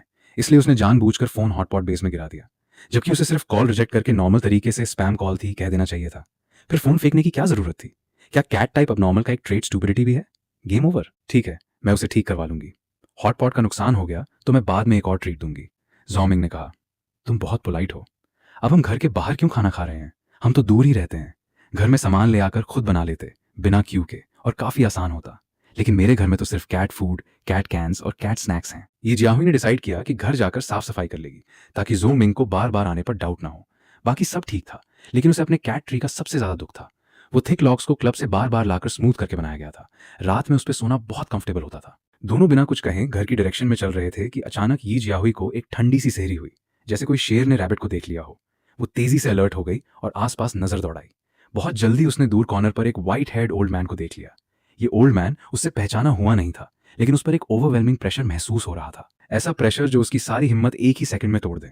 ये प्रेशर अब नॉर्मल लाइफ लेयर से आता था। उसका इंस्टिंक्ट था भागना, लेकिन फिर उसे याद आया ज़ोमिंग उसके साथ था। उसने साइड में पाव रखा ही था कि तुरंत वापस खींच लिया और हेल्पलेस खड़ी रह गई। गुओ होंगटाओ धीरे धीरे आया। लिटिल कैट, बेकार में कोशिश मत करो। हमारे ब्लड एंड वॉइस के एक बड़े आदमी को खोना पड़ा। मुझे तुम्हारे गिल्ड तक ले चलो। मैं तुम्हें ब्लड एंड वॉइस में शामिल होने का एक मौका दे सकता हूँ, वरना तुम्हें जिंदा रहने पर पछताना पड़ेगा। गुओ होंगटाओ की हर एक बात मानो किसी छुरी की तरह चुभ रही थी। आखिर में वो जैसे अपनी सारी ताकत खो बैठा और वहां कांपता हुआ खड़ा रह गया, बस किसी तरह अपने शरीर को संभाले हुए। कौन ब्लड एंड वॉइस में शामिल होगा? तुम सब पागल हो, मुझे मार डालो, मैं कुछ नहीं बताऊंगा। गुओ होंगटाओ गुस्सा नहीं हुआ। गुओ होंगटाओ ने कोई जल्दी नहीं दिखाई। अगर तुम मुझे नहीं ले जाओगी तो क्या मैं तुम्हारा क्लब नहीं ढूंढ सकता? बस थोड़ी मेहनत ज्यादा लगेगी। मैं तुम्हें ढूंढ भी सकता हूं और तुम्हारे क्लब को भी। ब्लड ईटर्स कैट्स को रिजेक्ट नहीं करते, इसलिए मैं तुम्हें चांस दे रहा हूं। होश में रहना। भाई, कोई समझाएगा कि ये हो क्या रहा है? ज़ोमिंग की आवाज साइड से आई। ये जियाहुई का चेहरा एकदम सफेद पड़ गया। गुओ होंगटाओ ने उसे इंटरेस्ट से देखा। एक नॉर्मल आदमी? क्या ये तेरा बॉयफ्रेंड है? यूजलेस लोग यूजलेस ही रहते हैं। अब नॉर्मल होके भी ह्यूमंस पर डिपेंडेंस नहीं छोड़ पाते। अब नॉर्मल ह्यूमन? कोई मुझे ये समझा सकता है कि हो क्या रहा है? ज़ाओमिंग ने पूछा। गुओ होंगटाओ ने बात को अलग करते हुए कहा, ये तुमसे रिलेटेड नहीं है। जल्दी घर जाओ। जाओ जाओ, ये जियाहुई ने कांपते हुए कहा। बस यही उम्मीद थी कि बुजुर्ग ज़ोमिंग को नोटिस ना करें और उसे जाने दें, लेकिन गुओ होंगटाओ की आवाज सीधी खतरे में ले आई। यहां मैं डिसाइड करता हूं, जिसे मैं जाने दूं वही जा सकता है। तुम इस लड़के के लिए इतनी कंसर्न लग रही हो? चलो मुझे क्लब ले चलो, मैं उसे छोड़ दूंगा। अगर तुमने माना किया तो मैं तुम्हारे सामने इसे चीयर कर दूंगा। यी जियाहुई 2 राहों पर आ गई। एक तरफ उसका रेस्क्यू हीरो था, दूसरी तरफ क्लब के लोग। दोनों में से किसी को भी नुकसान नहीं होना चाहिए, लेकिन अब उसे फैसला करना ही होगा। क्या करूं क्या करूं? ये सब हमेशा ऐसा ही क्यों होता है? इतनी हेल्पलेसनेस, इतनी डिपेंडेंसी, और हर बार स्ट्रांग लोग सब कुछ कंट्रोल कर लेते हैं। मैं बस अपने आसपास वालों के लिए डिजास्टर लाती हूँ। यी जियाहुई उस ओल्ड मैन को देख रही थी जो अपनी सेल्फ अश्योर्ड एक्सप्रेशन के साथ लग रहा था जैसे सब उसके कंट्रोल में हो। वो ऑलमोस्ट अपने दांत तोड़ देना चाहती थी। अचानक उसे लगा कि उसकी विजन शरीर से अलग हो गई है। वो सिटी के ऊपर उड़ रही थी और नीचे सब कुछ देख रही थी। उन्हीं सीन्स में उसका और ब्लड ईटर ओल्ड मैन का कन्फ्रंटेशन भी शामिल था। सुनजिए, ये जियाहुई के दिल में खुशी की लहर दौड़ गई। उसे समझ आ गया कि सुनजी आ गई है। सुनजिए की स्ट्रेंथनिंग एबिलिटी, फ्लाइट, रिकॉनेसेंस और टेलीपैथिक कम्युनिकेशन थी। वो जो कुछ देखती उसे अपने कंपेनियंस के साथ शेयर कर सकती थी। बैटल सपोर्ट के लिए ये बेस्ट एबिलिटी थी। उसे क्लब ले जाओ। मैं सब लोगों को ऑलरेडी इवैक्यूएट कर चुकी हूँ। सुनजिए की काम वॉइस यी जियाहुई के दिल में गुंजी। सुनजी ऐसा कह रही है तो पक्का तैयारी हो चुकी होगी। अच्छा, मैं तुम्हें ले चलता हूँ, जल्दी उसे छोड़ दो। गुओ होंगटाओ हंसा। जब तक हम उस जगह पहुंचते हैं मैं उसे नेचुरली छोड़ दूंगा। यी जियाहुई ने दांत भींच लिए, लेकिन गुओ होंगटाओ ने उसकी एक भी बात नहीं मानी। लिटिल कैट, तुमने शायद सिचुएशन का अंदाजा गलत लगाया है। दोबारा ज्यादा बोलने की हिम्मत की तो मैं तुरंत उसकी एक बाजू उखाड़ दूंगा। ये जियाहुई का करेज फिर से टूट गया। ज़ाओमिंग हंस कर बोला, मैं तुम्हारे साथ एक बार चल ही लेता हूँ, बस जहां वो गिल्ड है वहां पहुंचते ही वो बुजुर्ग जरूर अपना वादा निभाकर मुझे छोड़ देगा। बियाजियाहुई ने दुखी होकर उसकी तरफ देखा। ब्लड एंड वॉइस के लोग इतने अच्छे कहाँ होते हैं, और वहां जाकर तो निश्चित ही एक बड़ी लड़ाई होगी। वो एक साधारण इंसान है, युद्ध की जरा सी लहर भी उसकी जान ले सकती है। लेकिन अब वो विरोध भी नहीं कर सकती थी। वो बस यही कर सकती थी कि मौके पर उसे बचाने की पूरी कोशिश करे। अगर वो उसकी वजह से मर गया तो वो उसकी जान की कीमत अपनी जान देकर चुकाएगी। जगह कहाँ है? शहर के बाहर। गुओ होंगटाओ ने सिर हिलाया। थोड़ी ही देर में एक काली कार तीनों के पास आकर रुकी। गुओ होंगटाओ आगे वाली सीट पर बैठ गया, जबकि जाओ मिंग और यी जियाहुई पीछे वाली सीट पर बैठ गए। गाड़ी कौन चला रहा था? वो एक तिकोनी आंखों और पतली मूछों वाला बेहद घटिया सा दिखने वाला बुजुर्ग था। यी जियाहुई को एक आदमी याद आ गया, ब्लड एंड वॉइस में शामिल यान शुरेन, जो गड्ढा खोदने और पीछा करने में माहिर था। तभी उसे समझ आ गया कि वे उसे इतनी आसानी से कैसे ढूंढ पाए। कार में बैठे सभी लोग चुप थे। यी जियाहुई मन ही मन सोच रहा था कि सुनजी ने गिल्ड में आखिर कैसी व्यवस्था की है। क्या शायद ये एग्जाइल सेंटर के लोग हैं जो बाहर आए हैं, या फिर हेडक्वार्टर्स के कोई कोश्ते आ गए हैं? उसकी सोच जाओमिंग की आवाज ने तोड़ दी। वो तुम्हें छोटी बिल्ली क्यों कहता है? जाओमिंग ने जिज्ञासा से पूछा। मैं एक कैट टाइप्ड अलग प्रजाति हूं। तो क्या ये सारी अर्बन लेजेंड सच हैं? इस दुनिया में सच में अलग प्रजातियां हैं? उनकी संख्या ज्यादा है? क्या सब तुम्हारी तरह बीस्ट ट्रांसफॉर्मेशन कर सकते हैं? और तुम कौन सी बिल्ली हो? पर्शियन कैट, चाइनीज टैबी या कैलिको कैट? मैं अभी पूरी तरह कैट फॉर्म नहीं हुआ हूं, मुझे अपनी नस्ल भी ठीक से नहीं पता। वैसे भी बीस्ट ट्रांसफॉर्मेशन का मतलब बस इंसानी आधार पर जानवरों के लक्षण आना है, पूरा जानवर बन जाना नहीं। इसलिए नस्ल वाली बात भी पूरी तरह लागू नहीं होती। माफ करना, अभी मैंने तुम्हें झूठ बोला था। इस दुनिया में सचमुच बहुत सी अलग प्रजातियां हैं। मैं शुरू में नहीं चाहता था कि तुम्हें अलग प्रजातियों की दुनिया के बारे में जिज्ञासा हो, क्योंकि इससे तुम्हें नुकसान हो सकता था। लेकिन सोचा नहीं था कि आखिर में मुझे ही तुम्हें मुसीबत में डालना पड़ेगा। जाओमिंग ने कहा, खुद को दोष मत दो, तुमने जानबूझकर तो नहीं किया। कार शहर से बाहर निकल गई। इजियाहुई के निर्देश पर वो दक्षिण की ओर साउथ लेक वेटलैंड पार्क की तरफ बढ़ी। आखिरकार कार वेटलैंड पार्क के बाहर आकर रुकी। गो होंगटाओ ने ठंडी हंसी हंसी। तुम जैसे निकम्मे लोग भी कितने भाग्यशाली हो, इतनी सुंदर जगह घेर रखी हैं। क्या तुम्हें जरा भी शर्म नहीं आती? बुजुर्ग, ये जगह हमने कब्जे में नहीं ली हैं, एम्पायर ने हमें दी हैं। अगर तुम इंसानों के प्रति अच्छा रुख रखो और एम्पायर के साथ सहयोग करने को तैयार हो तो एम्पायर तुम्हारे लिए भी रहने की बहुत अच्छी जगह तय करेगा। फिर तुम लोगों को इंसानों के खिलाफ जाने की क्या जरूरत है? गुओ होंगटाओ ने भौहें सिकोड़ ली। हम इंसानों के खिलाफ नहीं हैं, इंसान हमारे खिलाफ हैं। इंसान हमेशा से प्रभुत्व जमाने के आदी रहे हैं, तो वे कैसे स्वीकार करेंगे कि कोई और श्रेष्ठ जीवन उनसे आगे निकल जाए? तुम लोग जो अपने ही नस्ल के अलग प्रजाति वाले साथियों के खिलाफ इंसानों से मिलकर लड़ते हो, तुम अपनी संकीर्ण सोच की कीमत चुकाओगे। चलो, वो सबसे आगे पार्क के अंदर चल पड़ा। जैसे जैसे वे गिल्ड की जगह के करीब पहुंचते गए, यी जियाहुई और भी घबराता गया। उसे भी नहीं पता था कि सुनजी ने आखिर कैसी व्यवस्था की है। क्या वो इस डरावने बुजुर्ग के हाथों से उनकी जान बचा पाएगी? अचानक आसमान से एक चीख सुनाई दी। सबने सिर उठाकर देखा। काले आसमान में एक विशाल काली परछाई अचानक नीचे झपटी। ये जियाहुई के संभलने से पहले ही वो परछाई उस पर लिपट गई और उसे लेकर आसमान में उड़ गई। सुनजी, तुम क्या कर रही हो? बाकी लोग तो चले गए, मैं तुम्हें यहां से ले जा रही हूं। तो असल में यही सुनजी की व्यवस्था थी। वहां से कोई हेडक्वार्टर्स का बचाव दल नहीं आने वाला था, न ही एग्जाइल सेंटर की कोई मदद। सुनजी बस उसे दुश्मन के हाथों से छीन कर ले जाना चाहती थी। सुनजी, नीचे जाओमिंग भी है। मुमकिन नहीं, मेरी ताकत सिर्फ तुम्हें उड़ाकर ले जाने तक की है। अब मैं उसकी देखभाल नहीं कर सकती। यी जियाहुई का मन बुरी तरह उलझ गया। जाओ मिंग तो इस पूरे मामले से बिल्कुल अनजान था। वो बस उसकी वजह से मुसीबत में फंस गया था। उसने उसकी जान बचाई थी और बदले में वही उसे खतरे में डाल रहा था। अगर वो आज उसे ऐसे ही छोड़ देती तो वो बाद में कैसे जी पाती? वो कभी फिर नहीं देखना चाहती थी कि उसकी वजह से कोई मरे। यी जियाहुई ने फैसला कर लिया। उसके कान लंबी, पतली और मुलायम फर से ढक गए। वे बिल्ली के कानों में बदल गए। उसकी उंगलियों और पैरों की उंगलियों में नुकीले पंजे उगाए। उसकी पीठ के पीछे एक लंबी, लचीली काली पूंछ हिलने लगी। उसका शरीर भी थोड़ा बदल गया और वो पहले से ज्यादा लंबा और सुसंगठित लगने लगा। ये जियाहुई ने सुनजिए के हाथ पर खरोंच मार दी। अचानक हुए इस हमले से सुनजिए चौंक गई और उसकी पकड़ ढीली पड़ गई। ये जियाहुई सीधे नीचे गिरने लगा। सुनजिए, तुम खुद पहले निकलो। भाई जियाहुई ने हवा में ही अपना संतुलन ठीक किया। जमीन पर मजबूती से उतरते ही उसने तुरंत जाओ मिंग को अपने पीछे खड़ा कर लिया। वो गुर्राता हुआ गुओ होंगटाओ की तरफ झपटा और गले से चेतावनी भरी गुर्र गुर्र की आवाज निकाली। लेकिन गुओ होंगटाओ और यान शुरेन अब भी वैसे ही शांत खड़े रहे। न तो उन्हें बियाई जियाहुई के रौद्र रूप पर गुस्सा आया, न ही सुनजिए के आने पर कोई हैरानी हुई। गुओ होंगटाओ ने हाथ पीछे बांध लिए और चेहरे पर ठंडी सी मुस्कान ला ली। बियाई जियाहुई को अचानक एक बुरा एहसास हुआ। अगले ही पल ऊपर से एक चीख सुनाई दी। सुनजिए टूटे पतंग की तरह उसके सामने आ गिरी। सुनजिए ने पूरी ताकत से अपने बड़े पंख फड़फड़ाए, लेकिन वो दोबारा उड़ नहीं सकी। बियाई जियाहुई ने देखा कि उसके पंख टूट चुके थे, घाव से खून बह रहा था। सुनजिए जमीन पर बेबस होकर तड़प रही थी। बाई जियाहुई जल्दी से उसके पास गया और उसे सहारा दिया। सुनजिए, तुम्हें क्या हुआ? सुनजिए डर से कांपती आंखों से आसमान की तरफ देख रही थी। बाई जियाहुई ने उसकी नजर का पीछा किया और देखा कि आसमान में एक काली परछाई मंडरा रही थी। तभी उसे समझ आया, गुओ होंगटाओ अकेला नहीं था, उसके साथ एक और उड़ने वाला साथी भी था। गुओ होंगटाओ ने तंज कसते हुए कहा, क्या तुम्हें लगा था कि मुझे नहीं पता कि तुम्हारा जिम्मेदार कौन है? तुम लोग शायद सोच रहे थे कि मेरे हाथ से बच निकलने का मौका है। तुम्हारे गिल्ड में बाकी सब निकम्मे लोग शायद भाग गए होंगे। अगर मैं तुम दोनों को यहाँ रोक लूं तो बाकी का कोई महत्व नहीं रह जाता। तुम दोनों मुझे बताओ, टियान ब्याओ को किसने मारा? संजी ने कहा, हमें नहीं पता। गुओ होंगटाओ का चेहरा और भी भयानक हो गया। मुझे बकवास मत सुनाओ। टियान ब्याओ खास तौर पर तुम जैसे निकम्मों के लिए आया था। अगर वो मारा गया है तो तुम कह रहे हो कि तुम्हें कुछ पता ही नहीं। सच सच बता दो, मैं तुम्हें जल्दी मौत दे दूंगा, वरना बाद में पछताना भी बेकार होगा। ई जियाहुई ने संजिए के घाव से बहता खून देखा। उसकी आंखों के सामने अंधेरा छाने लगा था। उसके होंठ सफेद पड़ चुके थे और उसका दिल और भी बेचैन हो उठा। सुनजिए ने झूठ नहीं कहा, हमें सच में नहीं पता। उसे किसी रहस्यमय कांटे ने मार दिया था। जरूर उसकी ही अकड़ ने उसे मौत के मुंह में धकेला होगा। इसका हमसे क्या लेना देना? गुओ होंगटाओ ने उस पर एक नजर डाली। इस हालत में भी जिद कर रहे हो? छोटी बिल्ली, मैं आखिरी बार पूछ रहा हूं। अगर तुमने फिर नहीं पता कहा तो मैं उसकी बांह उखाड़ दूंगा। अगर तुमने फिर भी वही कहा तो मैं उसकी दूसरी बांह भी उखाड़ दूंगा।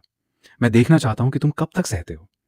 गुओ होंगटाओ जाओ मिंग के पास आया और उसका दायां हाथ पकड़ लिया। यी जियाहुई ये देखकर बुरी तरह घबरा गया। ये उससे जुड़ी कोई गलती नहीं थी। गलत जवाब। गुओ होंगटाओ ने सिर हिलाया।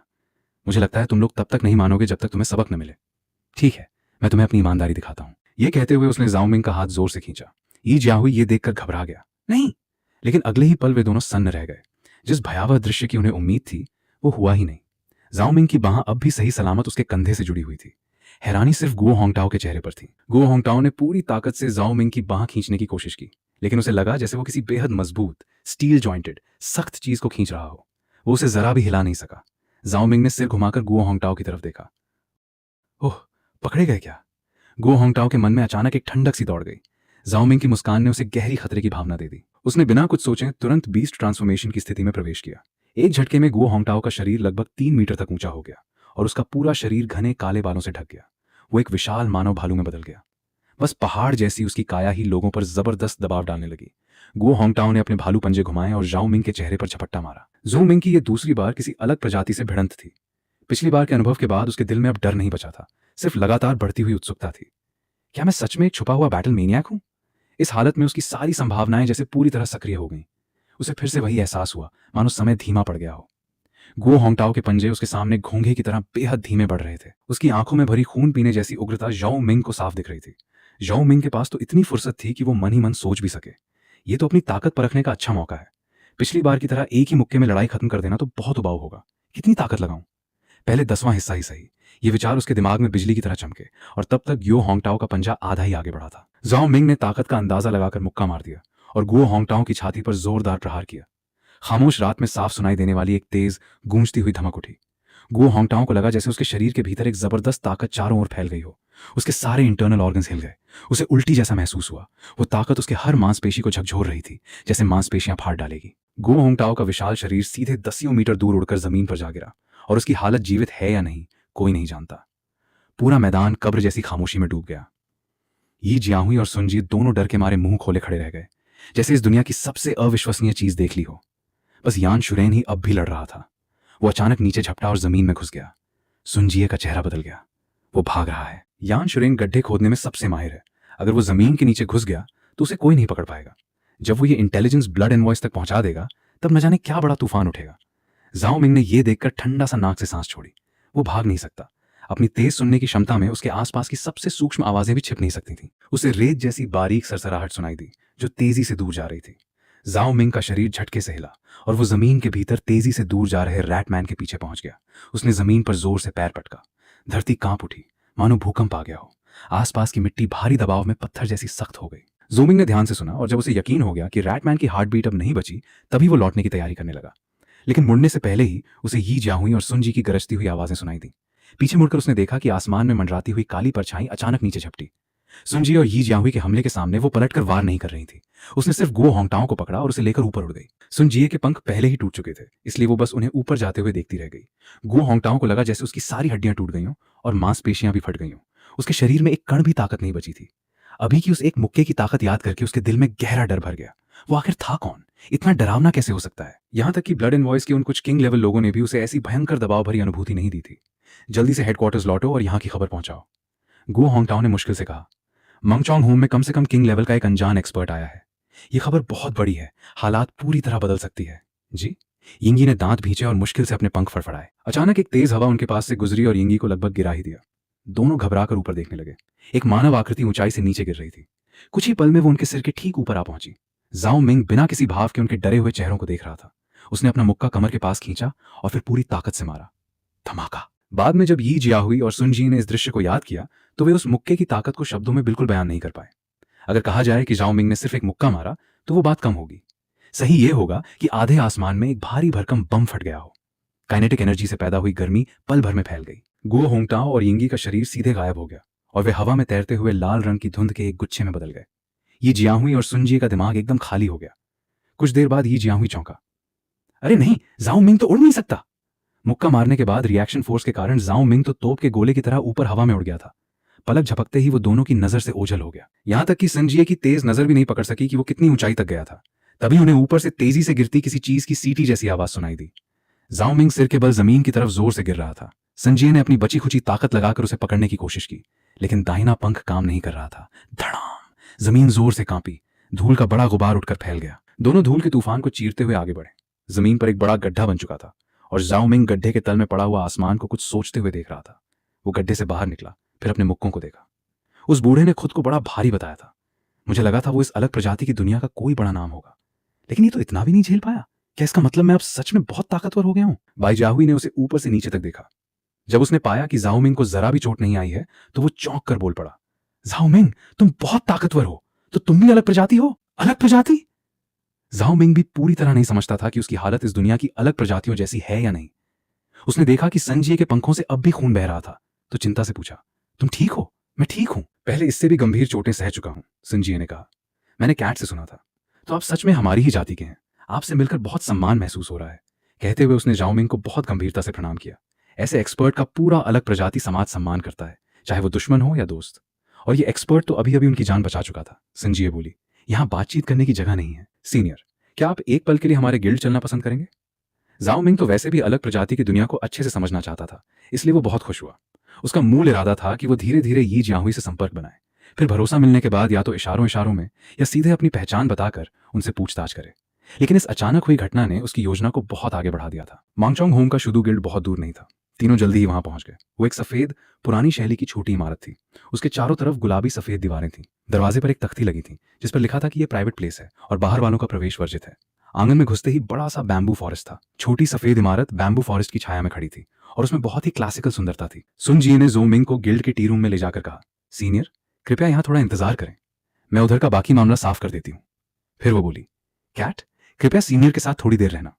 बेहतर होगा कि गुओ होंगटाओ और बाकी दोनों की मौत को ढक दिया जाए, वरना ब्लड एनवॉयज हो या बैरियर सेंटर, दोनों ही निश्चित रूप से मंगचोंग होम को प्रायोरिटी टारगेट मान लेंगे। हालांकि सारा दोष इस सीनियर पर डाला जा सकता था, लेकिन सुन जिए को यह अच्छा विचार नहीं लगा।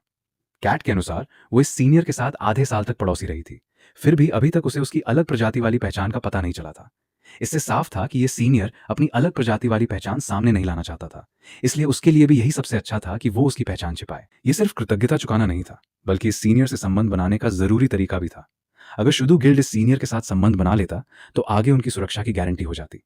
अलग प्रजातियों की दुनिया बहुत क्रूर थी। वहां पूरी तरह सर्वाइवल ऑफ द फिटेस्ट का जंगल कानून चलता था। जिंदगी बचाने का कोई भी मौका संजिए हाथ से नहीं जाने देना चाहती थी। सुनजिए के जाते ही टी रूम में सिर्फ जाओ मिंग और यी जियाहुई रह गए। दोनों में से कोई भी कुछ नहीं बोला। यी जियाहुई वैसे ही लोगों से बातचीत में अच्छा नहीं था। ऊपर से अब जब उसे पता चला कि जाओ मिंग तो अलग प्रजातियों में एक सुपर एक्सपर्ट है, तो वो और भी संकोच में आ गया। वो बिल्कुल एक सिकड़ी हुई बिल्ली की तरह अपने शरीर को समेट कर बैठ गया। हिलने की हिम्मत तक नहीं कर रहा था। बस उसकी लचीली पूंछ ही पीछे पीछे अनजाने में हिल रही थी, जिससे उसके मन की घबराहट साफ झलक रही थी। जाओ मिंग का ध्यान यी जियाहुई के कैट लाइक फीचर्स पर चला गया। जाओ मिंग अपनी इज्जत की कसम खा सकता था कि वो बिल्कुल भी फरी फ्रीक नहीं था, लेकिन वो फ्लफी पूंछ जो लगातार हिल रही थी सचमुच आंखों को बहुत खींच रही थी और उसे पकड़ लेने का मन कर रहा था। लेकिन ऐसा करना वाकई बहुत असभ्य होता, क्योंकि फिर यह समझाना मुश्किल हो जाता कि वो असल में उसकी पूंछ को देख रहा था या किसी और चीज को। किसी गलतफहमी से बचने के लिए जाओ मिंग ने बड़ी मुश्किल से अपनी नजरें हटा ली और उन दो प्यारे कैट ईयर्स पर ले गया। शायद घबराहट की वजह से उन कानों की हालत भी कुछ मुरझाई हुई सी थी। वे उसके सिर पर ढीले पड़े थे और उन्हें सीधा कर देने का मन होने लगा। जाओ मिंग ने कसम खाई कि वो बस बहुत तेजी से रिएक्ट कर गया था, और जब उसने ऐसा सोचा तो उसका हाथ अपने आप वहीं चला गया। उसने यी जियाहुई के कानों को पकड़ा और जिज्ञासा से उन्हें थोड़ा मसल भी दिया। आमतौर पर बिल्लियों को कोई उनके कान पकड़े तो अच्छा नहीं लगता। कैट टाइप अलग प्रजातियों में भी शायद ऐसा ही होता होगा। यी जियाहुई के कैट ईयर्स हल्के से कांपे और जाओ मिंग के हाथ से छूट गए। तभी जो मिंग को लगा कि शायद वो कुछ ज्यादा ही आगे बढ़ गया है, लेकिन उसने देखा कि यी जियाहुई अपना सिर उसकी छाती की तरफ थोड़ा झुका रहा था। क्या वो सिर सहलवाना चाहता है? ये ठीक तो नहीं है ना? अभी हम उस स्तर पर तो नहीं पहुंचे। लेकिन कहीं ये कैट टाइप अलग प्रजातियों की नॉर्मल सोशल एटिकेट तो नहीं? उसे याद आया कि सड़क के किनारे की आवारा बिल्लियां कभी कभी खुद इंसानों के पास आकर स्नेह मांगती थीं। शायद यही कैट टाइप अलग प्रजातियों की नॉर्मल आदत होगी। अगर ऐसा है तो उसे मना करना भी ठीक नहीं होगा। उसने पूरी तरह प्रोफेशनल कैट पेटिंग स्टाइल में यी जियाहुई के सिर के ऊपर 2 बार हाथ फेरा। यी जियाहुई के बाल बहुत मुलायम थे और उनका एहसास भी अच्छा था। जब जाओ मिंग ने उन पर और 2 बार हाथ फेरना चाहा और उस एहसास को याद रखना चाहा, तभी यी जियाहुई को होश आया। वो म्याऊं जैसी आवाज निकालकर एक तरफ कूद गया और उसका चेहरा उबली हुई झींगे की तरह लाल हो गया। यी जियाहुई ने निराशा में अपना चेहरा ढक लिया। उसके मन में यह सोच चल रही थी कि क्या कोई कम शर्मनाक तरीका है जिससे वो अपनी इस कैट लाइफ को खत्म कर सके। ये कितना अपमानजनक था। वो अपने दिल की उस अजीब सी खामोश बेचैनी पर काबू नहीं रख पाया।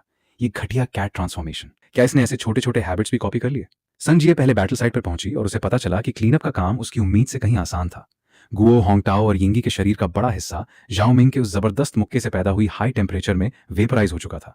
बाकी हिस्सा भी चारों ओर बिखर गया था। अगर पूरी वेटलैंड पार्क में किसी की नजर न भी जाती तो भी इन छोटे छोटे निशानों को पकड़ना आसान नहीं था। इसके मुकाबले रैटमैन का मामला थोड़ा मुश्किल था। जब संजय ने रैटमैन की लाश हटाने की कोशिश की तो उसने पाया कि आसपास की जमीन जाओ मिंग के पैरों के कारण पत्थर जैसी सख्त हो चुकी थी। रैटमैन की लाश इतनी बुरी तरह कुचल गई थी कि वो चूर चूर हो चुकी थी। एक मुक्के से इंसान के फ्लैश एंड ब्लड शरीर को वेपराइज कर देना और एक पैर से धरती को इतना दबा देना कि उसके भीतर की अलग प्रजाति मांस कीचड़ बन जाए। क्या ये सच में किसी इंसानी शरीर की ताकत हो सकती है? ये तो चलता फिरता ह्यूमन बॉम्ब है। सुनजिए को बिल्कुल अंदाजा नहीं था कि जाओ मिंग की असली ताकत कितनी थी।